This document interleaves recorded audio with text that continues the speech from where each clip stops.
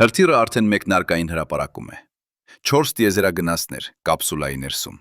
3 օր անց նրանք կտեսնեն այն, ինչ վերջին 50 տարիների ընթացքում տեսել է ընդամենը 22 մարդ։ Լուսնի մակերեսը իրենց պատուհանից։ Բայց սպասեք, եթե մենք արդեն այնտեղ ենք եղել, ինչու է սա այդքան կարևոր։ Եթե Նիլ Արմսթրոնգը քայլել է լուսնի վրա 1969 տարում, ինչու մենք 50 տարի սպասեցինք վերադառնալու համար։ Պատասխանը փոխեց ամեն ինչ, եւ դա կապված չէ տեխնոլոգիաների հետ։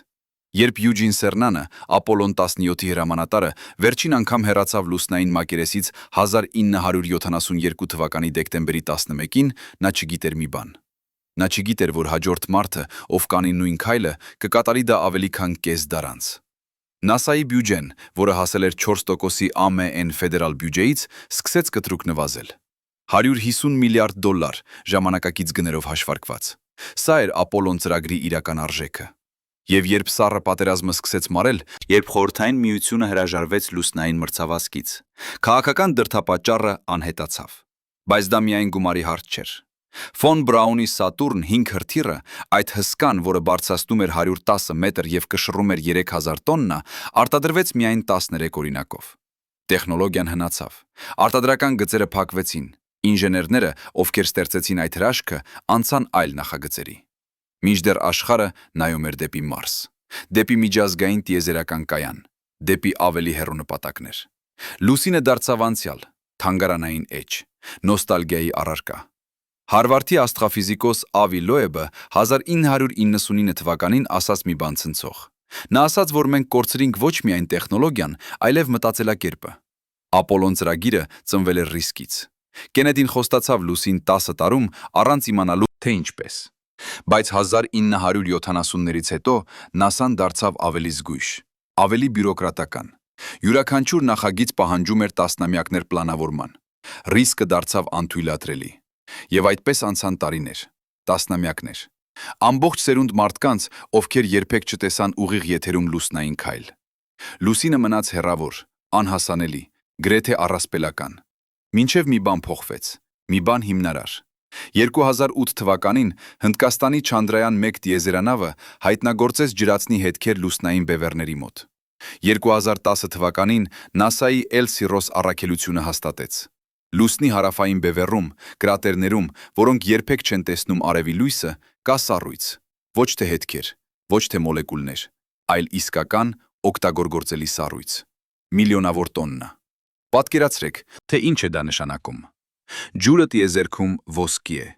ավելին քան ոսկի։ Ջուրը կարող է ապահովել կյանք, բայց ավելի կարևորը, ջուրը կարող է դառնալ վառելիք։ Էլեկտրոլիզի միջոցով դուք կարող եք բաժանել ջուրը ջրածնի եւ թթվածնի։ Ջրածին գումարած թթվածին հավասար է հրթիռային վառելիք։ Նույն վառելիքը, որը օգտագործում էր Space Shuttle-ը։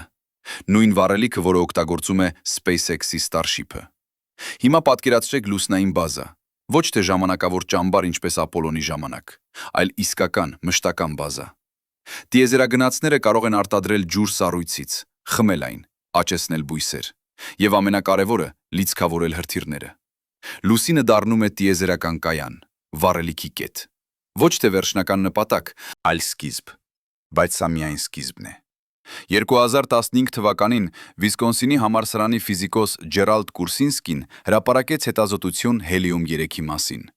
Հելիում 3-ը հազվագյուտ իզոտոպ է, երկրի վրա գրեթե չկա, բայց լուսնի վրա միլիոնավոր տոննա։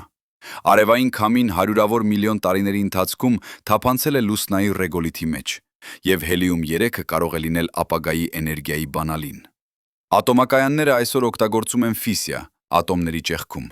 Բայց ֆիսիան թողնում է ռադիոակտիվ թափոններ։ Ֆուզիան, ատոմների միաձուլումը, մաքուր է, բայց ֆուզիան դժվար է։ Դեյտերիում գումարած տրիտիում ֆուզիան արտադրում է նեյտրոններ, որոնք վնասում են ռեակտորը։ Բայց հելիում 3 գումարած դեյտերիում ֆուզիան արտադրում է պրոտոններ, մաքուր էներգիա, առանց ռադիոակտիվության, առանց նեյտրոնային ճառագայթման։ Մենք դեռ չունենք աշխատող ֆուզիոն ռեակտոր, բայց երբ ունենանք, հելիում 3-ը կարող է լինել վառելիքը, եւ լուսինը կարող է լինել հանքը։ 1 տոննա հելիում 3-ը կարող է արտադրել էներգիա, որը համարժեք է 50 միլիոն տոննա նավթի։ Լուսնի վրա գնահատվում է 1 միլիոն տոննա։ Սա բավական է ապահովելու երկրի էներգիան հազարավոր տարիների համար։ Բայց եկեք վերադառնանք ներկային։ 2017 թվականին ՆԱՍԱ-ն հայտարարեց Արտեմիս ծրագրի մասին։ Անունը ընտրված է խորհրդանշական։ Արտեմիսը հունական դիցուհին է, Ապոլոնի երկվորյա քույրը։ Ապոլոնը տարավ 12 տղամարդկանց լուսին։ Արտեմիսը կտանի առաջին կնոջը, առաջին գունավոր մարդուն, եւ այս անգամ նրանք կմնան։ Արտեմիս 1-ը թռավ 2022 թվականի նոյեմբերին, անմարդ թեստ։ Օրիոն կապսուլան շրջեց լուսնի շուրջը եւ վերադարձավ երկիր։ Հաջողություն։ Արտեմիս 2-ը պլանավորված է 2026 թվականին։ 4 տիեզերագնաց, 10 օրվա առաքելություն։ Նրանք չեն վայրեջ կատարի, բայց կմոտենան լուսնին ավելի քան ցանկացած մարդ վերջին 50 տարիների ընթացքում։ Եվ հենց հիմա, երբ դուք լսում եք այս խոսքերը, Space Launch System հրթիռը կանգնած է Կենեդիի տիեզերական կենտրոնի 39 համարի մեկնարկային հրապարակում, Ֆլորիդայում։ 110 մետր բարձրությամբ, 2600 տոննա զանգված։ Ամենահզոր հրթիռը, որ երբևէ կառուցվել է Սատուրն 5-ից հետո։ Օրիոն կապսուլան, գագաթին, 4 նստատեղ, 4 կյանք, որոնք պատրաստվում են անել պատմություն։ Բայց ինչու հարավային բևեռ, ինչու ոչ լուսնի երեսը, որտեղ Արմսթրոնգը քայլեց, ինչու ոչ հանգստության ծով, որտեղ Ապոլլոն 11-ը վայրեջք կատարեց։ Պատասխանը պարզ է, հարավային բևեռը տարբեր է, այնտեղ կան կրատերներ, որոնք երբեք չեն տեսնում արևի լույսը, մշտական ստվեր։ Ջերմաստիճանը -230 աստիճան Ցելսիուս, այնտեղ սառույցը մնում է միլիարդավոր տարիներ, բայց նույն բևեռում կան լեռներ, բարձրություններ, որոնք գրեթե միշտ լուսավորված են, արևային էներգիայի համար կատարյալ։ Պատկերացրեք բազա, լեռան-գագաթին, արևային վահանակներ, որոնք ստանում են էներգիա 85% ժամանակի։ Երկրի վրա լավագույն արևային կայանները ստանում են 20%, եւ հենց ներքևում, ստվերի մեջ, սառույց, ջուր, վառելիք, կյանք։ Արտեմիս 3-ը պլանավորված է 2027 կամ 28 թվականին։ Սա կլինի իսկական վայրեջքը։ 2 տիեզերագնաց կիջնեն հարավային բևեռում։ Նրանք կմնան 7 օր, կատարեն 4 արտաբազային քայլ, կհավաքեն նմուշներ, կփորձարկեն սարքավորումներ եւ կվերադառնան տուն տվյալներով, որոնք կփոխեն ամեն ինչ։ Բայց ՆԱՍԱ-ն միայնակ չէ։ 2020 թվականին Ջեֆ Բեզոսի Blue Origin ընկերությունը շահեց պայմանագիր ՆԱՍԱ-ի հետ։ Blue Moon վայրեջքային մոդուլը 7 մետր բարձրությամբ կարող է տեղափոխել 30 տոննա բեռ լուսնի մակերեսին։ Սա ոչ թե տիեզերագնացների համար է, սա սարքավորումների համար է, հաբիտատների համար, ռովերների համար, գիտական գործիքների համար։ Պատկերացրեք հաջորդականությունը։ Արտեմիս 3-ը տեղափոխում է մարդկանց, Blue Moon տեղափոխում է ենթակառուցվածքը։ Յուրաքանչյուր առաքելություն ավելացնում է մի մաս, մի մոդուլ, մի համակարգ։ Տարեցտարի բազան աճում է։ Մինչև մի օր, երբ տիեզերագնացները կարող են մնալ ամիսներ, ոչ թե օրեր, ամիսներ, եւ սա միայն սկիզբն է։ Եվրոպական տիեզերական գործակալությունը մշակում է Lunar Gateway կայանը, փոքր տիեզերական կայան լուսնի ուղեծրում, ոչ թե լուսնի մակերեսին, այլ ուղեծրում։ Տիեզերագնացները կարող են մնալ այնտեղ, վերահսկել ռոբոտներին մակերեսին, պատրաստվել վայրեջքի։ Սա կլինի միջանկյալ կետ, կամուրջ, երկրի եւ լուսնի միջև։ Ճապոնիան մշակում է ճնշմամբ հերմետիկ ռովեր։ Տիեզերագնացները կարող են նստել ներսում, առանց տիեզերական հագուստի, վարել լուսնի մակերեսով, ինչպես մեքենա երկրի վրա։ 100 կիլոմետր մեկ լիցքավորմամբ։ Սա փոխում է ամեն ինչ։ Ապոլլոն տիեզերագնացները կարող էին քայլել միայն մի քանի կիլոմետր։ Հիմա նրանք կարող են ուսումնասիրել ամբողջ շրջաններ։ Բայց ամենահետաքրքիրը Չինաստանն է։ Չինաստանը չի մասնակցում Արտեմիս ծրագրին։ Նրանք ունեն իրենց սեփական պլանը։ Չանգե ծրագիրը։ Չանգե 4-ը վայրեջք կատարեց լուսնի հեռավոր կողմում 2019 թվականին։ Չանգե 5-ը վերադարձրեց նմուշներ 2020 թվականին։ Չանգե 6-ը պլանավորված է 2026 թվականին, հարավային բևեռ։ Նույն տարածքը, որտեղ ՆԱՍԱ-ն պլանավորում է վայրեջք։ Չինաստանը հայտարարել է, որ կկառուցի լուսնային բազա 2030 թվականին։ Միջազգային լուսնային հետազոտական կայան։ Նրանք հրավիրել են Ռուսաստանին, Պակիստանին, Արաբական Էմիրությունները։ Սա նոր տիեզերական դաշինք է, նոր մրցակցություն։ Բայց այս անգամ ոչ միայն երկու գերտերություն, այս անգամ ամբողջ աշխարհը։ Եվ հենց այստեղ պատմությունը դառնում է հետաքրքիր։ Որովհետև լուսինը այլևս ոչ թե նպատակ է, լուսինը միջոց է, լուսինը պրակտիկա է։ Մարսը հեռու է, 9 ամիս ճանապարհ։ Եթե ինչ-որ բան սխալվի, դուք մեռնում եք, օգնություն չկա։ Բայց լուսինը 3 օր է։ Եթե ինչ-որ բան սխալվի, դուք կարող եք վերադառնալ։ Եթե սարքավորումը փչանա, դուք կարող եք ուղարկել նորը։ Լուսնի ձգողականությունը 6 անգամ ավելի թույլ է, քան երկրի վրա։ Սա նշանակում է, որ հրթիռը, որը մեկնարկում է լուսնի մակերեսից, պահանջում է 6 անգամ պակաս վառելիք։ Պատկերացրեք հրթիռ, որը կառուցված է լուսնի վրա, օգտագործելով լուսնային նյութեր։ Լուսնային ջուրից արտադրված վառելիք։ Այդ հրթիռը կարող է հասնել Մարս ավելի հեշտությամբ, քան հրթիռը, որը մեկնարկում է երկրից։ Կոլորադոյի համալսարանի մոլորակագետ Ջեք Բըրնսը 2019 թվականին հաշվարկեց, որ լուսնից Մարս ուղարկելը 10 անգամ էժան է, քան երկրից։ 10 անգամ։ Սա փոխում է տնտեսությունը։ Սա դարձնում է Մարսը հասանելի, ոչ թե երազանք, այլ պլան։ Բայց կա ևս մեկ բան, ավելի խորը, ավելի փիլիսոփայական։ Ապոլոն ծրագիրը ծնվեց վախից։ Խորհրդային միությունը առաջ էր, Սպուտնիկը, Գագարինը։ Ամերիկան պետք է ապացուցեր, որ ավելի լավն է, բայց Արտեմիսը ծնվել է այլ բանից, ոչ թե վախից, այլ տեսլականից։ Տեսլականից, որ մարդկությունը բազմամոլորակային տեսակ է։ Կարլ Սագանը ասաց, որ մենք բոլորը աստղային փոշի ենք, բայց նա նաև ասաց, որ մենք եղանակն ենք, որով տիեզերքը ճանաչում է ինքն իրեն։ Մենք ոչ թե պարզապես ապրում ենք տիեզերքում, մենք տիեզերքում, մենք տիեզերքի մասն ենք, եւ տիեզերքը մեծ է, անսահման մեծ։ Մնալ միայն երկրի վրա նշանակում է սահմանափակել մեր ներուժը։ Ելոն Մասկը խոսում է Մարսի գաղութավայրի մասին։ Ջեֆ Բեզոսը խոսում է միլիոնավոր մարդկանց տիեզերքում։ Բայց նախքան դա, մենք պետք է սովորենք ապրել լուսնի վրա։ Սովորենք աճեցնել սնունդ արհեստական միջավայրում։ Սովորենք վերամշակել ջուրը։ Սովորենք շնչել վերամշակված օդ։ Սովորենք ապրել տարածության մեջ, որտեղ ամեն ինչ փորձում է սպանել մեզ, որովհետև լուսինը թշնամական է։ Ջերմաստիճանը տատանվում է -170-ից գումարած 130 աստիճան Ցելսիուս։ Ճառագայթումը 100 անգամ ավելի ուժեղ է, քան երկրի վրա։ Մետեորիտները հարվածում են առանց մթնոլորտի պաշտպանության։ Լուսնային փոշին ռեգոլիթը սուր է ինչպես ապակի։ Այն մտնում է ամեն տեղ։ Վնասում սարքավորումները, վնասում թոքերը, եթե շնչես։ Բայց մենք սովորում ենք։ Յուրաքանչյուր առաքելություն սովորեցնում է մեզ ինչ-որ բան նոր։ Ապոլլոն 12-ի Ալամբինը պատմեց, որ նրանց տիեզերական հագուստները լցված էին փոշով 2 ժամ անց։ Ապոլլոն 17-ի Սերնանը ասաց, որ փոշին ամենամեծ խնդիրն էր։ Հիմա մենք նախագծում ենք նոր հագուստներ, նոր նյութեր, նոր համակարգեր։ NASA-ի XEMU տիեզերական հագուստը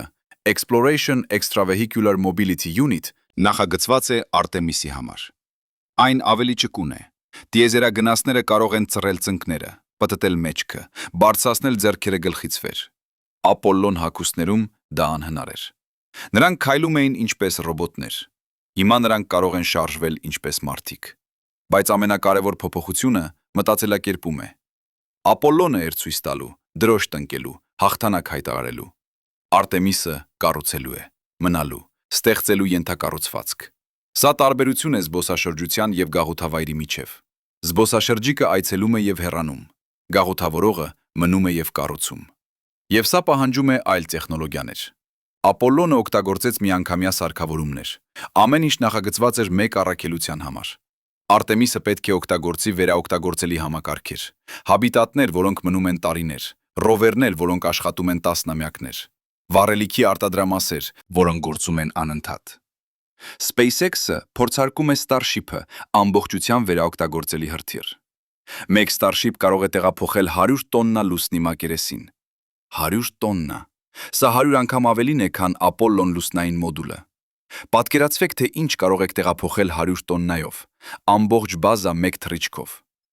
Բայց Starship-ը դեռ փորձարկման փուլում է։ 4 թռիչք մինչև հիմա, 2-ը պայթեցին։ Բայց յուրաքանչյուր թռիչք սովորեցնում է ինչ-որ բան։ Յուրաքանչյուր ձախողություն մեկ քայլ է դեպի հաջողություն։ SpaceX-ը ասում է, որ Starship-ը պատրաստ կլինի Արտեմիս 3-ի համար։ NASA-ն ավելի զգույշ է, բայց բոլորը համաձայն են մեկ բանի. Starship-ը փոխում է խաղը։ Եվ ահա մենք հասանք այն կետին, որտեղ պատմությունը հանդիպում է ապագային, 50 տարի անց։ 50 տարի սպասման, մոռացման, նոստալգիայի։ Բայց այդ 50 տարին չէին վատնված։ Մենք սովորեցինք ապրել տիեզերքում, միջազգային տիեզերական կայանում։ Մենք ուղարկեցինք ռոբոտներ Մարս։ Մենք ուսումնասիրեցինք հազարավոր էկզոմոլորակներ։ Մենք կառուցեցինք Hubble եւ James Webb հեռադիտակները։ Մենք սովորեցինք, որ տիեզերքը ավելի մեծ է, քան մենք երբևէ պատկերացրել ենք։ 2 տրիլիոն գալակտիկա։ Յուրաքանչյուրում 100 միլիարդ աստղ, յուրաքանչյուր աստղի շուրջ մոլորակներ, եւ մենք այս փոքրիկ կապույտ կետի վրա պատրաստվում ենք դառնալ բազմամոլորակային տեսակ։ Բայց նախ լուսինը։ Նախ սովորել քայլել նախքան վազելը։ Նախ կառուցել բազա 3 օրվա հեռավորության վրա, նախքան փորձելը 9 ամսվա հեռավորության վրա։ Նախ ապացուցել, որ մենք կարող ենք ապրել այլ աշխարհում։ Եվ հենց այդ պատճառով հրթիռը կանգնած է մեկնարկային հրապարակում։ Հենց այդ պատճառով 4 տիեզերագնացնել պատրաստվում են։ Հենց այդ պատճառով ամբողջ աշխարհը նայում է դեպի լուսին։ Ոչ թե նոստալգիայով, այլ հույսով։ Հույսով, որ այս անգամ մենք կմնանք։ Այս անգամ մենք կառուցենք ինչ-որ բան մշտական, այս անգամ մենք կսկսենք իսկական ճանապարհորդությունը։ Բայց ինչու հիմա։ Ինչու ոչ 10 տարի առաջ կամ 10 տարի հետո։ Պատասխանը բարդ է։ Տեխնոլոգիան պատրաստ է, քաղաքականությունը համաձայն է, հասարակությունը հետաքրքրված է։ Բայց ամենակարևորը, մենք վերջապես հասկացանք, որ լուսինը ոչ թե վերջնական նպատակ է, այլ սկզբնակետ։ 2026 թվականի հունվարի 18-ը Կենեդիի տիեզերական կենտրոն Space Launch System հրթիռը լուսավորված է լուսարձակներով։ Գիշերային երկինքի դեմ այն նման է հսկայական սպիտակ սյան։ Բայց եկեք մտնենք ներս։ Եկեք տեսնենք, թե ինչ է իրականում տեղի ունենում այդ մետաղական կառույցի ներսում։ Օրիոն կապսուլան 5 մետր տրամագծով։ Ներսում 4x4 նստատեղ։ 4 տիեզերագնաց, որոնց անունները դեռ չեն հայտարարվել պաշտոնապես, բայց մենք գիտենք մի բան։ Նրանցից մեկը կլինի կին։ Առաջին կինը, որ կթռչի լուսնի ուղեցրով Ապոլլոն ծրագրից հետո։ Սա ոչ թե խորհրդանիշ է, սա նոր դարաշրջան է։ Կապսուլան նախագծված է 11000 կմ/ժ արագությամբ վերադառնալու երկրի մթնոլորտ։ Սա 30 անգամ ավելի արագ է, քան ձայնի արագությունը։ Ջերմաստիճանը արտաքին վահանի վրա հասնում է 2700 աստիճան Ցելսիուս, բայց ներսում տիեզերագնացները զգում են միայն 20 աստիճան։ Ինչպես։ Ջերմային վահանը պատված է AV քոյթ նյութով։ Սա նույն նյութն է, որը օգտագործվեց Ապոլլոնում, բայց բարելավված։ Յուրաքանչյուր սանտիմետր փորձարկված է հազարավոր անգամ։ Բայց Արտեմիս 2-ը միայն սկիզբն է։ 10 օր, 4 տիեզերագնաց։ Նրանք կմոտենան լուսնին մինչև 110 կիլոմետր։ Կտեսնեն հարավային բևեռը իրենց պատուհաններից, կտլուսանկարեն վայրեջքի տեղամասերը, կփորձարկեն կապի համակարգերը և կվերադառնան տուն տվյալներով, որոնք անհրաժեշտ են Արտեմիս 3-ի համար։ Արտեմիս 3-ը այլ բան է, ամբողջովին այլ բան։ 2 տիեզերագնաց կիջնեն լուսնի մակերեսին, բայց ոչ թե Ապոլլոն ոճով։ Ապոլլոն լուսնային մոդուլը, LEM, էր փոքր։ 2 տիեզերագնաց կարող էին մնալ միայն 3 օր։ Նրանք չունեին տարածություն, չունեին հարմարություններ։ Նրանք քնում էին ճոճաթոռներում, ուտում էին փաթեթավորված սնունդ, օգտագործում էին պարկերի զուգարան։ Արտեմիս 3-ի վայրեջքային համակարգը կլինի SpaceX-ի Starship Human Landing System։ Սա ոչ թե փոքր մոդուլ է, սա ամբողջ տիեզերանավ է։ Ներսում 100 քառակուսի մետր տարածություն, 2 հարկ, իսկական սենյակներ, իսկական անկողիններ, իսկական զուգարան։ Տիեզերագնացները կարող են հանել իրենց հագուստները, լողանալ, հանգստանալ։ Սա փոխում է ամեն ինչ։ Բայց ամենահետաքրքիրը վայրեջքի տեղամասն է՝ Շեյքլթոն կրատերը։ Հարավային բևեռից 3 կիլոմետր։ Այս կրատերը անվանված է բրիտանացի բևեռագնաց Էրնեստ Շեյքլթոնի պատվին։ Շեյքլթոնը երբեք չհասավ հարավային բևեռին երկրի վրա, բայց նա փրկեց իր ամբողջ թիմին անհնար պայմաններում։ Խորհրդանշական անուն, խորհրդանշական տեղ։ Շեյքլթոն կրատերը 21 կիլոմետր տրամագծով է, 4 կիլոմետր խորությամբ։ Հատակը երբեք չի տեսնում արևի լույսը։ Ջերմաստիճանը -240 աստիճան Ցելսիուս, բայց եզրերը լուսավորված են։ Կան կետեր, որտեղ արևը փայլում է 320 օր տարում։ Երկրի վրա այդպիսի տեղ չկա, նույնիսկ հասարակածում։ Պատկերացրեք բազա կրատերի եզրին։ Արևային վահանակները ստանում են անընդհատ էներգիա։ Հաբիտատները պաշտպանված են ռադիոակտիվ ճառագայթումից լուսնային հողով։ Ռովերները իջնում են կրատեր հավաքելու սառույց։ Վերադառնում են վեր։ Սառույցը հալվում է, ֆիլտրվում է, էլեկտրոլիզվում է։ Ջրածինը և թթվածինը պահվում են տանկերում։ Սա ինքնաբավ համակարգ է, սա ապագան է։ Բայց ինչպես կհասնեն այնտեղ։ Ինչպես կանցնեն երկրի ուղեցրից ծրից լուսնի մակերես։ Սա բարդ է։ Ապոլլոնը օգտագործեց ուղիղ ուղեծիր, 3 օր մինչև լուսին։ Բայց Արտեմիսը օգտագործում է Near Rectilinear Halo Orbit, NROHO,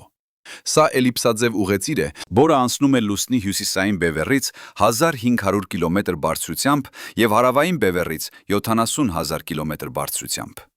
Ինչու այդքան բարդ? Որովհետև այն արհոն կայուն է։ Տիեզերանավը կարող է մնալ այնտեղ տարիներ առանց վառելիք ծախսելու։ Երկրի և լուսնի ձգողականությունը հավասարակշռում են միմյանց։ Սա կատարյալ տեղ է Lunar Gateway կայանի համար։ Կայան, որը կլինի տուն տիեզերագնացների համար։ Lunar Gateway-ը սկսեց կառուցվել 2022 թվականին։ Առաջին մոդուլը Power and Propulsion Element արդեն ուղեցրում է լուսինը։ Երկրորդ մոդուլը Habitation and Logistics Outpost պլանավորված է 2026 թվականին։ Սա փոքր կայան է, ոչ թե ինչպես միջազգային տիեզերական կայանը։ Միջազգային կայանը կշռում է 420 տոննա։ Lunar Gateway-ը կկշռի միայն 40 տոննա, բայց չափը կարևոր չէ, կարևորը գործառույթն է։ Lunar Gateway-ից տիեզերագնացները կարող են վերահսկել ռոբոտներին լուսնի մակերեսին, կարող են հեռակառավարել ռովերները, կարող են վերլուծել տվյալները իրական ժամանակում։ Երկրից լուսին ազդանշանը տևում է 1.5 վայրկյան։ Lunar Gateway-ից լուսնի մակերես կես վայրկյան։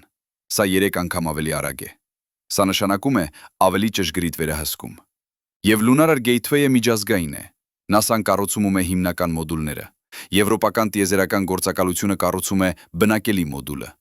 Ճապոնական տիեզերական գործակալությունը մատակարարում է լոգիստիկ մոդուլը։ Կանադական տիեզերական գործակալությունը մատակարարում է ռոբոտական ձեռքը, Canadarm 3։ Սա համագործակցություն է, ոչ թե մրցակցություն։ Բայց Չինաստանը չի մասնակցում։ Չինաստանը ունի իր սեփական պլանը, եւ այդ պլանը հետաքրքիր է։ Չանգե ծրագիրը սկսվեց 2007 թվականին։ Չանգե 1-ը ուղեցրեց լուսինը, Չանգե 2-ը վայրէջք կատարեց, Չանգե 3-ը տեղափոխեց ռովեր։ Յուտու ռովերը աշխատեց 3 տարի։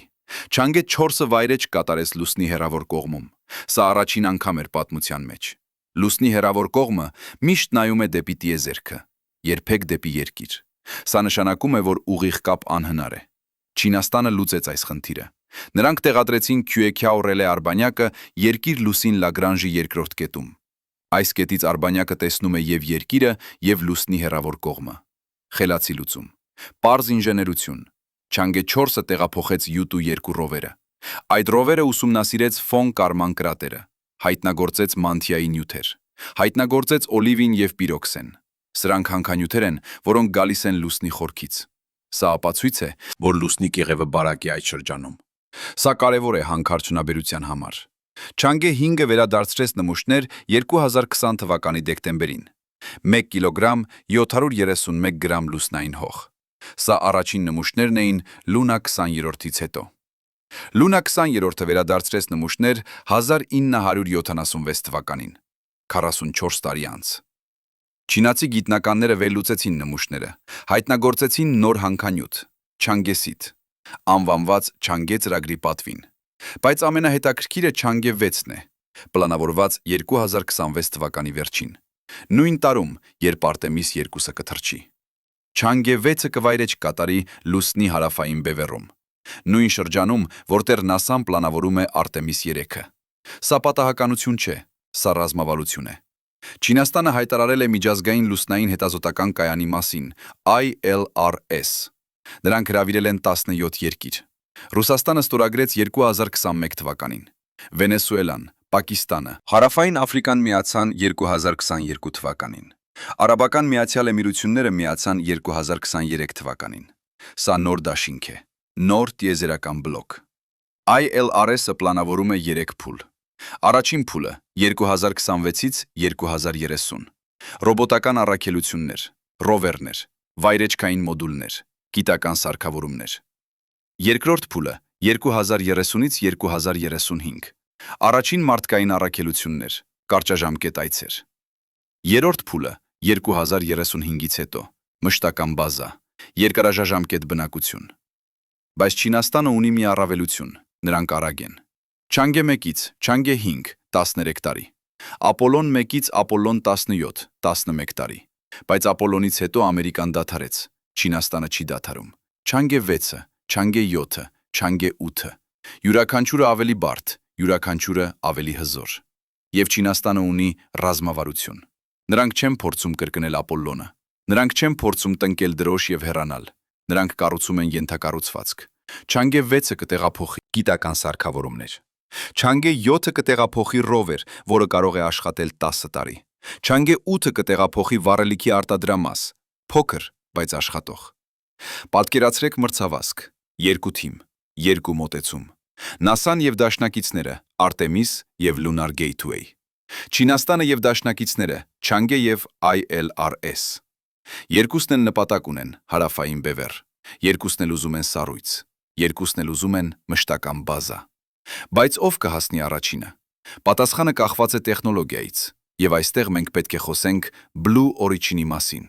Ջեֆ Բեզոսի ընկերությունը։ Բեզոսը հիմնադրեց Blue Origin-ը 2000 թվականին, 16 տարի նախքան SpaceX-ի առաջին հաջող թռիչքը։ Բայց Blue Origin-ը դանդաղ էր, զգույշ էր, նրանց մոտոտոն Gradatim ferociter, լատիներեն քայլ առ քայլ, կատաղի։ Blue Origin-ը սկսեց New Shepard ենթաուղեծրային հրթիռով, փոքր հորթիռ զբոսաշրջիկների համար, բայց նրանք սովորեցին վերաօգտագործելի տեխնոլոգիա։ New Shepard-ը թռել է 25 անգամ, նույն հրթիռը։ Սա ապացույց, որ վերաօգտագործումը աշխատում է։ Հետո եկավ New Glenn-ը, ծանր հրթիռ։ Կարող է տեղափոխել 45 տոննա ցածր երկրի ուղեծիր։ Առաջին թռիչքը պլանավորված է 2026 թվականին։ Բայց ամենահետաքրքիրը Blue Moon է։ Blue Moon վայրեջքային մոդուլը։ 2020 թվականին ՆԱՍԱ-ն ընտրեց SpaceX-ի Starship-ը Artemis 3-ի համար։ Blue Origin-ը բողոքեց, կորցրեց։ Բայց 2023 թվականին ՆԱՍԱ-ն տվեց երկրորդ պայմանագիր։ Blue Moon-ը կօգտագործվի Artemis 5-ում 2031 թվականին։ Blue Moon-ը տարբերվում է Starship-ից։ Starship-ը հսկայական է, 100 տոննա բեռ,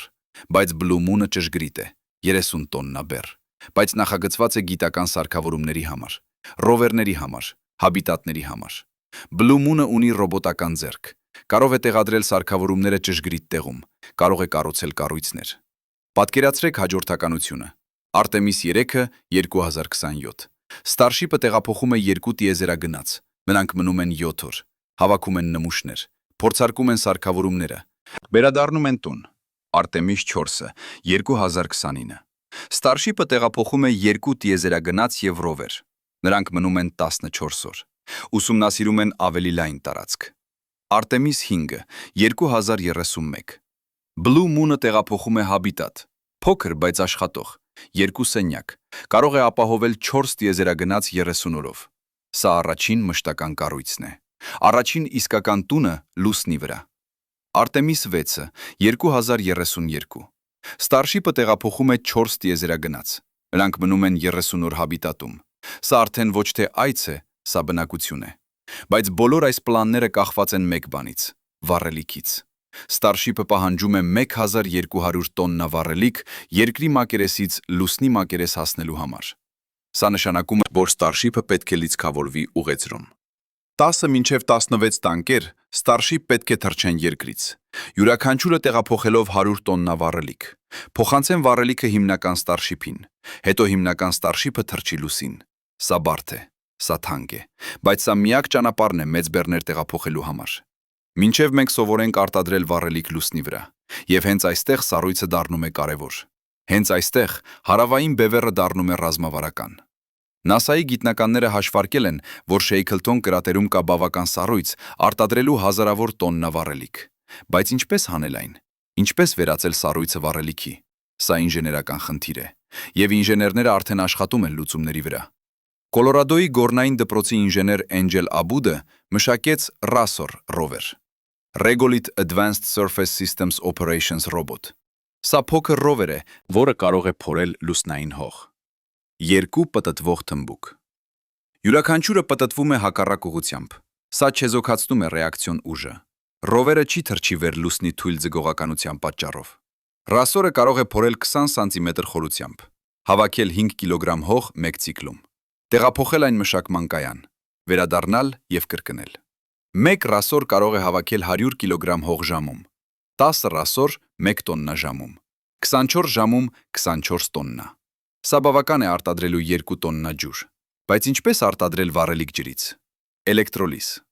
Էլեկտրական հոսանք անցկացնել ջրի միջով։ Ջուրը բաժանվում է ջրածնի եւ թթվածնի։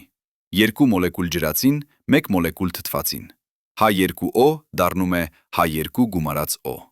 Պարզ քիմիա, բայց պահանջում է էներգիա, շատ էներգիա։ 1 կիլոգրամ ջրածին արտադրելու համար պահանջվում է 34 կիլովատ-ժամ էլեկտրաէներգիա։ 1 տոննա ջրածին 34,000 կիլովատ-ժամ։ Սա էներգիան, որը միջին ամերիկյան տուն օգտագործում է 3 տարում։ Բայց լուսնի վրա մենք ունենք անսահման արևային էներգիա։ Հարավային Բևերի լեռների վրա արևը փայլում է 85% ժամանակի։ NASA-ն մշակում է կիլոպաուեր ռեակտոր։ Փոքր ատոմակայան լուսնի համար։ 10 կիլովատ հզորություն։ Սա բավական է ապահովելու փոքր բազա, բայց մեծ բազայի համար մենք պահանջում ենք ավելին։ 100 կիլովատ, 1 մեգավատ։ Սա նշանակում է արևային վահանակներ։ Շատ արևային վահանակներ։ Եվրոպական երևրոպական տիեզերական գործակալությունը մշակում է Solaris ծրագիրը։ Հսկայական արևային վահանակներ լուսնի համար։ Յուրաքանչյուրը 100 քառակուսի մետր, 10 վահանակ 1000 քառակուսի մետր։ Սա կարող է արտադրել 200 կիլովատ։ Բավական է էլեկտրոլիզի համակարգի համար, որը արտադրում է 10 կիլոգրամ ջրածին օրական։ 10 կիլոգրամ ջրածին օրական։ 365 օրում 3650 կիլոգրամ։ Սա բավական է լիցքավորելու 1 Starship լուսնի մակերեսից երկիր վերադառնալու համար։ Պատկերացրեք։ Starship-ը վայրեջք է կատարում լուսնի վրա։ Դատարկ տանկերով, մնում է 1 տարի, լիցքավորվում է լուսնային վառելիքով, վերադառնում է երկիր։ Սա փոխում է տնտեսությունը, սա դարձնում է լուսինը հասանելի։ Բայց սա միայն սկիզբն է։ Որովհետև եթե մենք կարող ենք արտադրել վառելիք լուսնի վրա, մենք կարող ենք արտադրել ամեն ինչ։ Թթվածին շնչելու համար, ջուր խմելու համար, մետաղ կառուցելու համար, ապակի պատուհանների համար, բետոն հիմքերի համար։ Լուսնի ռեգոլիթը պարունակում է ամեն ինչ, ինչ մենք պահանջում ենք։ Թթվածին 45%, սիլիցիում 21%, ալյումին 13%, կալցիում 10%, երկաթ 13%, մագնեզիում 6%, տիտան 1%։ Սրանք նույն տարրերն են, որոնք մենք օգտագործում ենք երկրի վրա։ Նույն տարրերը, որոնցից մենք կառուցում ենք քաղաքներ։ Միչիգանի տեխնոլոգիական համալսարանի նյութագետ Պոլ Շմիթը մշակեց գործընթաց արտադրելու երկաթ լուսնային հողից։ Ջերմացնել ռեգոլիթը 1600 աստիճան Ցելսիուս, ավելացնել ջրածին։ Երկաթի օքսիդը վերածվում է մետաղական երկաթի, պարզ, արդյունավետ, կարող է արվել լուսնի վրա։ Պատկերացրեք գործարան լուսնի վրա։ Ռովերները հավաքում են ռեգոլիթ, տեղափոխում են գործարան։ Գործարանը արտադրում է երկաթ։ Երկաթից կառուցում են կառույցներ, կառույցներից հաբիտատներ, հաբիտատներից բազա, բազայից քաղաք։ Սա երազանք չէ, սա պլան է։ Երկարաժամկետ պլան, բայց պլան։ Եվ այս պլանը սկսվում է հիմա։ 2026 թվականին, Արտեմիս 2-ով։ 4 տիեզերագնաց, ովքեր կթռչեն լուսնի շուրջը, կտեսնեն հարավային Բևերը, կնկարեն վայրեջքի տեղամասերը, կվերադառնան տուն, պատմություններով, որոնք կոգեգեշնչեն սերունդ։ Եվ հետո, 1 տարի անց, Արտեմիս 3-ը կիջնի, կքայլի, կմնա և կսկսի կառուցել ապագան։ Բայց եկեք խոսենք այն մասին, ինչի մասին ոչ ոք չի խոսում։ Ռադիոակտիվ ճառագայթումը։ Երբ դուք կանգնած եք երկրի վրա, ձեր գլխից վեր կա 1000 կիլոմետր մթնոլորտ։ Այդ մթնոլորտը ձեզ պաշտպանում է կոսմիկ ճառագայթումից, արևային մասնիկներից, գամմա ճառագայթումից։ Բայց լուսնի վրա մթնոլորտ չկա։ Զրու։ Ոչինչ։ Դուք կանգնած եք բաց տիեզերքում, միայն տիեզերական հագուստով պաշտպանված։ Կոլորադոյի համալսարանի ռադիոբիոլոգ Թոմաս Ռեյթերը 2019 թվականին հրապարակեց ուսումնասիրություն։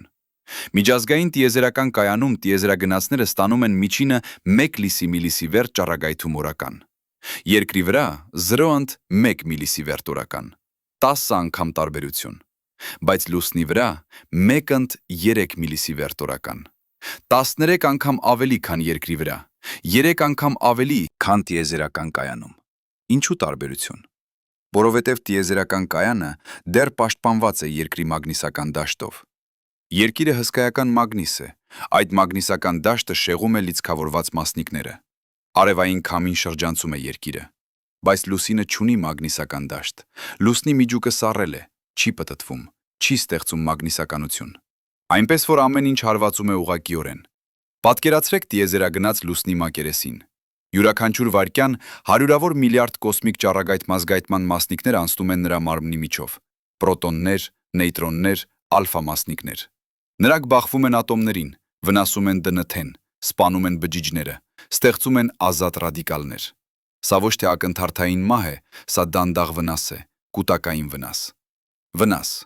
Եվրոպական տիեզերական գործակալության բժիշկ Կևին Ֆոնգը հաշվարկեց, որ տիեզերագնացը, ով ապրում է լուսնի վրա 6 ամիս, ստանում է ճառագայթում, որը համարժեք է 300 կրծքավանդակի ռենտգենի։ Սա բարձրացնում է քաղցկեղի ռիսկը 3%-ով։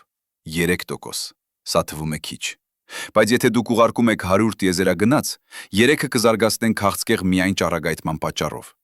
Բայց կա ավելի վատը՝ արևային փոթորիկները։ Արևը երբեմն պայթում է, կորոնալ զանգվածային արտերատումներ։ Միլիարդավոր հարյուրավոր սկզբունքներից մեկը 350,100%-ը, 3%, 3%։ Երևային փոթորիկները կարող են փոխել ձեր կյանքը, այսինքն գիտեք որտեղից, ներկա կյանքից։ Եթե դուք մոտենանք փոթորիկի, որը մեծամեծ հետ է կապված ձեր հեռուստադիտողության և հոդվածների հետ, ապա նա կցանցում է դառնալու։ Մեկ կա բացառիկ պայման, որը պայմանավորված է ձեր հեռուստադիտողության և հոդվածների հետ։ Մեկ կա բացառիկ պայման։ Մենք կարող ենք փոխել ձեր հեռուստադիտողության և հոդվածների հետ։ Մենք կարող ենք պայմանավորվետումներ։ Միլիարդավոր տոննա պլազմա նետվում է տիեզերք։ Եթե այդ պլազման հարվածի երկիրը, մենք տեսնում ենք հյուսիսային լույսեր, գեղեցիկ, անվնաս։ Բայց եթե հարվածի տիեզերագնացին լուսնի վրա, առանց պաշտպանության, նա կարող է ստանալ մահացու դոզա մի քանի ժամում։ 1972 թվականի օգոստոսի 2-ին Ապոլոն 16 և 17 առաքելությունների միջև տեղի ունեցավ հզոր արևային փոթորիկ։ Եթե տիեզերագնացները լինեին լուսնի վրա այդ պահին, նրանք կստանային ճառագայթման դոզա, որը կարող էր սպանել նրանց։ NASA-ի գիտնականները հաշվարկեցին 250 միլիսիվերտ մի քանի ժամում։ Սա 5 անգամ ավելի է, քան ամբողջ տարվա անվտանգ սահմանը։ Այնպես որ, ինչպես պաշտպանվել։ Երկու ճանապարհ կա։ Առաջինը՝ ժամանակ։ Արևային փոթորիկները կանխատեսելի են։ Արևի դիտարկման արբանյակները տեսնում են պայթյունը, ազդանշան են ուղարկում։ Տիեզերագնացները ունեն 15-ից 40 րոպե թաքնվելու համար։ Բայց թաքնվել որտեղ։ Հենց այստեղ գալիս է երկրորդ ճանապարհը՝ ռեգոլիթը։ Լուսնային հողը լավագույն պաշտպանությունն է։ 1 մետր ռեգոլիթ կրճատում է ճառագայթումը 10 անգամ, 2 մետր 100 անգամ, 3 մետր 1000 անգամ։ Այնպես որ լուսնային հաբիտատները պետք է լինեն ստորգետնյա, ոչ թե մակերեսին, այլ հողի տակ, կամ ծածկված հողով։ NASA-ն մշակում է լուսնային հաբիտատ, որը կարող է ծածկվել 3 մետր ռեգոլիթով։ Բայց ինչպես տեղափոխել 3 մետր։ Տեղափոխել 3 մետր հող, ձեռքով անհնար։ Ռովերներով, ավտոմատ ռովերներ, որոնք հավաքում են հող և թափում հաբիտատի վրա։ Շաբաթներ աշխատանք, բայց անհրաժեշտ աշխատանք։ Բայց ռադիոակտիվ ճառագայթումը միակ խնդիրը չէ, կա նաև ջերմաստիճանը։ Լուսնի օրը տևում է 29, երկրային օր, 14 օր լույս, 14 օր խավար։ Լույսի ժամանակ ջերմաստիճանը բարձրանում է գումարած 130 աստիճան Ցելսիուս։ Խավարի ժամանակ ընկնում է -170 աստիճան, 300 աստիճան տատանում։ Պատկերացրեք սարքավորումներ, որոնք պետք է աշխատեն այդ պայմաններում։ Ցերեկը մետաղը ընդլայնվում է, գիշերը կծկվում է։ Յուրաքանչյուր ցիկլ՝ սթրես, յուրաքանչյուր սթրես՝ մաշվածություն։ Ապոլոն սարքավորումները նախագծված էին մի քանի օրվա համար։ Արտեմիս սարքավորումները պետք է աշխատեն տարիներ, տասնամյակներ։ Մասաչուսեթսի տեխնոլոգիական ինստիտուտի նյութագետ Քրիստոֆեր Շուհը մշակեց հատուկ համաձուլվածք՝ ալյումին գումարած տիտան գումարած վանադիում։ Այս համաձուլվածքը կարող է դիմակայել ջերմաստիճանի ծայրահեղ տատանումներին, չի կոտրվում, չի ճաքվում, բայց թանկ է։ 1 կիլոգրամը արժե $5000։ Բայց լուսնի վրա գինը կարևոր չէ, կարևորը հուսալիությունն է։ Եվ հետո կա փոշին, ահավոր, անտանելի, ամենուր թափանցող փոշին։ Լուսնային ռեգոլիթը ոչ թե ավազ է, ավազը կլոր է, հղկված է քամու և ջրի կողմից։ Բայց լուսնի վրա քամի չկա, ջուր չկա։ Մետեորիտները հարվածում են մակերեսին, ստեղծում են փոշի, բայց այդ փոշին սուր է։ Յուրաքանչյուր մասնիկ նման է փոքրիկ ապակե բեկորի։ Ապոլոն 12-ի Ալամբինը պատմեց, որ փոշին մտավ ամեն տեղ։ Հագուստների կապերի մեջ, ձեռնոցների մեջ, սաղավարտների մեջ։ Երբ նրանք վերադարձան լուսնային մոդուլ և հանեցին սաղավարտները, փոշին լցվեց օդում։ Նրանք շնչեցին այն։ Համը նման էր հրացանի փոշու, կծու, անհաճո և վտանգավոր։ Հյուսթոնի համալսարանի թոքաբան Ռաշիդ Ջահանգիրը ուսումնասիրեց լուսնային փոշու ազդեցությունը թոքերի վրա։ Փորձեր կատարեց մկների վրա։ Արդյունքները սարսափելի էին։ Փոշին առաջացնում է բորբոքում, վնասում է թոքային հյուսվածքը։ Կարող է հանգեցնել սիլիկոզի։ Սա հիվանդություն է, որը տառապում են հանքափորները։ Բայց լուսնային փոշին ավելի վտանգավոր է, քան երկրային փոշին, որովհետև ավելի սուր է, ավելի փոքր է, ավելի խորը թափանցում է։ Այնպես որ ինչպես պայքարել փոշու դեմ։ ՆԱՍԱ-ն փորձարկում է մի քանի լուծում։ Առաջինը էլեկտրոստատիկ վահանակներ։ Փոշու մասնիկները լիցքավորված են, էլեկտրական դաշտը կարող է մերժել դրանք։ Երկրորդը ուլտրամանուշակագույն լույս։ UV լույսը քայքայում է փոշու մասնիկների միջև կապերը։ Երրորդը պարզապես ավելի լավ կնիքներ, ավելի ամուր կապեր, ավելի հուսալի համակարգեր։ Բայց այս ամենահետաքրքիր լուծումը գալիս է Դանիայի տեխնոլոգիական համալսարանից։ Ինժեներ Յան Բրոդերսենը մշակեց ինքնամաքրվող մակերես, նանոտեխնոլոգիա։ Մակերեսը ծածկված է փոքրիկ սյուներով, յուրաքանչյուր սյուն 100 նանոմետր բարձրությամբ։ Փոշին չի կարող կպչել, պարզապես թափվում է։ Սա նույն տեխնոլոգիան է, որը օգտագործում է ինքնամաքրվող պատուհաններում, բայց հարմարեցված լուսնի համար։ Եվ հետո կա հոգեբանությունը։ Ապրել լուսնի վրա նշանակում է ապրել բանտում, փոքր հաբիտատ, նույն մարդիկ, նույն պատերը, ամեն օր, ամիսներ շարունակ։ Ապոլլոն տիեզերագնացները մնում էին միայն 3 օր։ Նրանք կարող էին դիմանալ ցանկացած բանի 3 օր, բայց Արտեմիս տիեզերագնացները կմնան 30 օր, 60 օր, ավելի երկար։ Միջազգային տիեզերական կայանում տիեզերագնացները երբեմն մնում են 6 ամիս։ ՆԱՍԱ-ի հոգեբան Ալ Հոլանդը ուսումնասիրել է նրանց։ Նա հայտնագործեց 3 փուլ։ Առաջին փուլը՝ հուզմունք։ Ամեն ինչ նոր է, ամեն ինչ հետաքրքիր է։ Երկրորդ փուլը՝ հարմարվում։ Սովորում են ռեժիմին, գտնում են իրենց տեղը։ Երրորդ փուլը՝ տոկունություն։ Սկսում են կարոտել տունը, դառնում են դյուրագրգիռ, երբեմն դեպրեսիվ, բայց տիեզերական կայանում նրանք կարող են տեսնել երկիրը։ Յուրաքանչյուր 90 րոպեն մեկ, կապույտ մարմար է, տուն, սա օգնում է։ Բայց լուսնի վրա երկիրը միշտ նույն տեղում է։ Եթե դուք հարավային բևեռում եք, երկիրը հորիզոնի վրա է, միշտ, չի շարժվում։ Սա կարող է լինել հանգստացնող կամ խելագարեցնող, կախված անձից։ ՆԱՍԱ-ն ընտրում է տիեզերագնացներին ոչ միայն ֆիզիկական, այլև հոգեբանական պատրաստվածության համար։ Նրանք փորձարկում են դրանք ծայրահեղ պայմաններում, Անտարկտիդայում, ծովի տակ, քարանձավներում, մեկուսացված տարածքներում։ Նրանք դիտում են, թե ինչպես են նրանք արձագանքում սթրեսին, ինչպես են լուծում հակամարտությունները, ինչպես են աշխատում թիմում։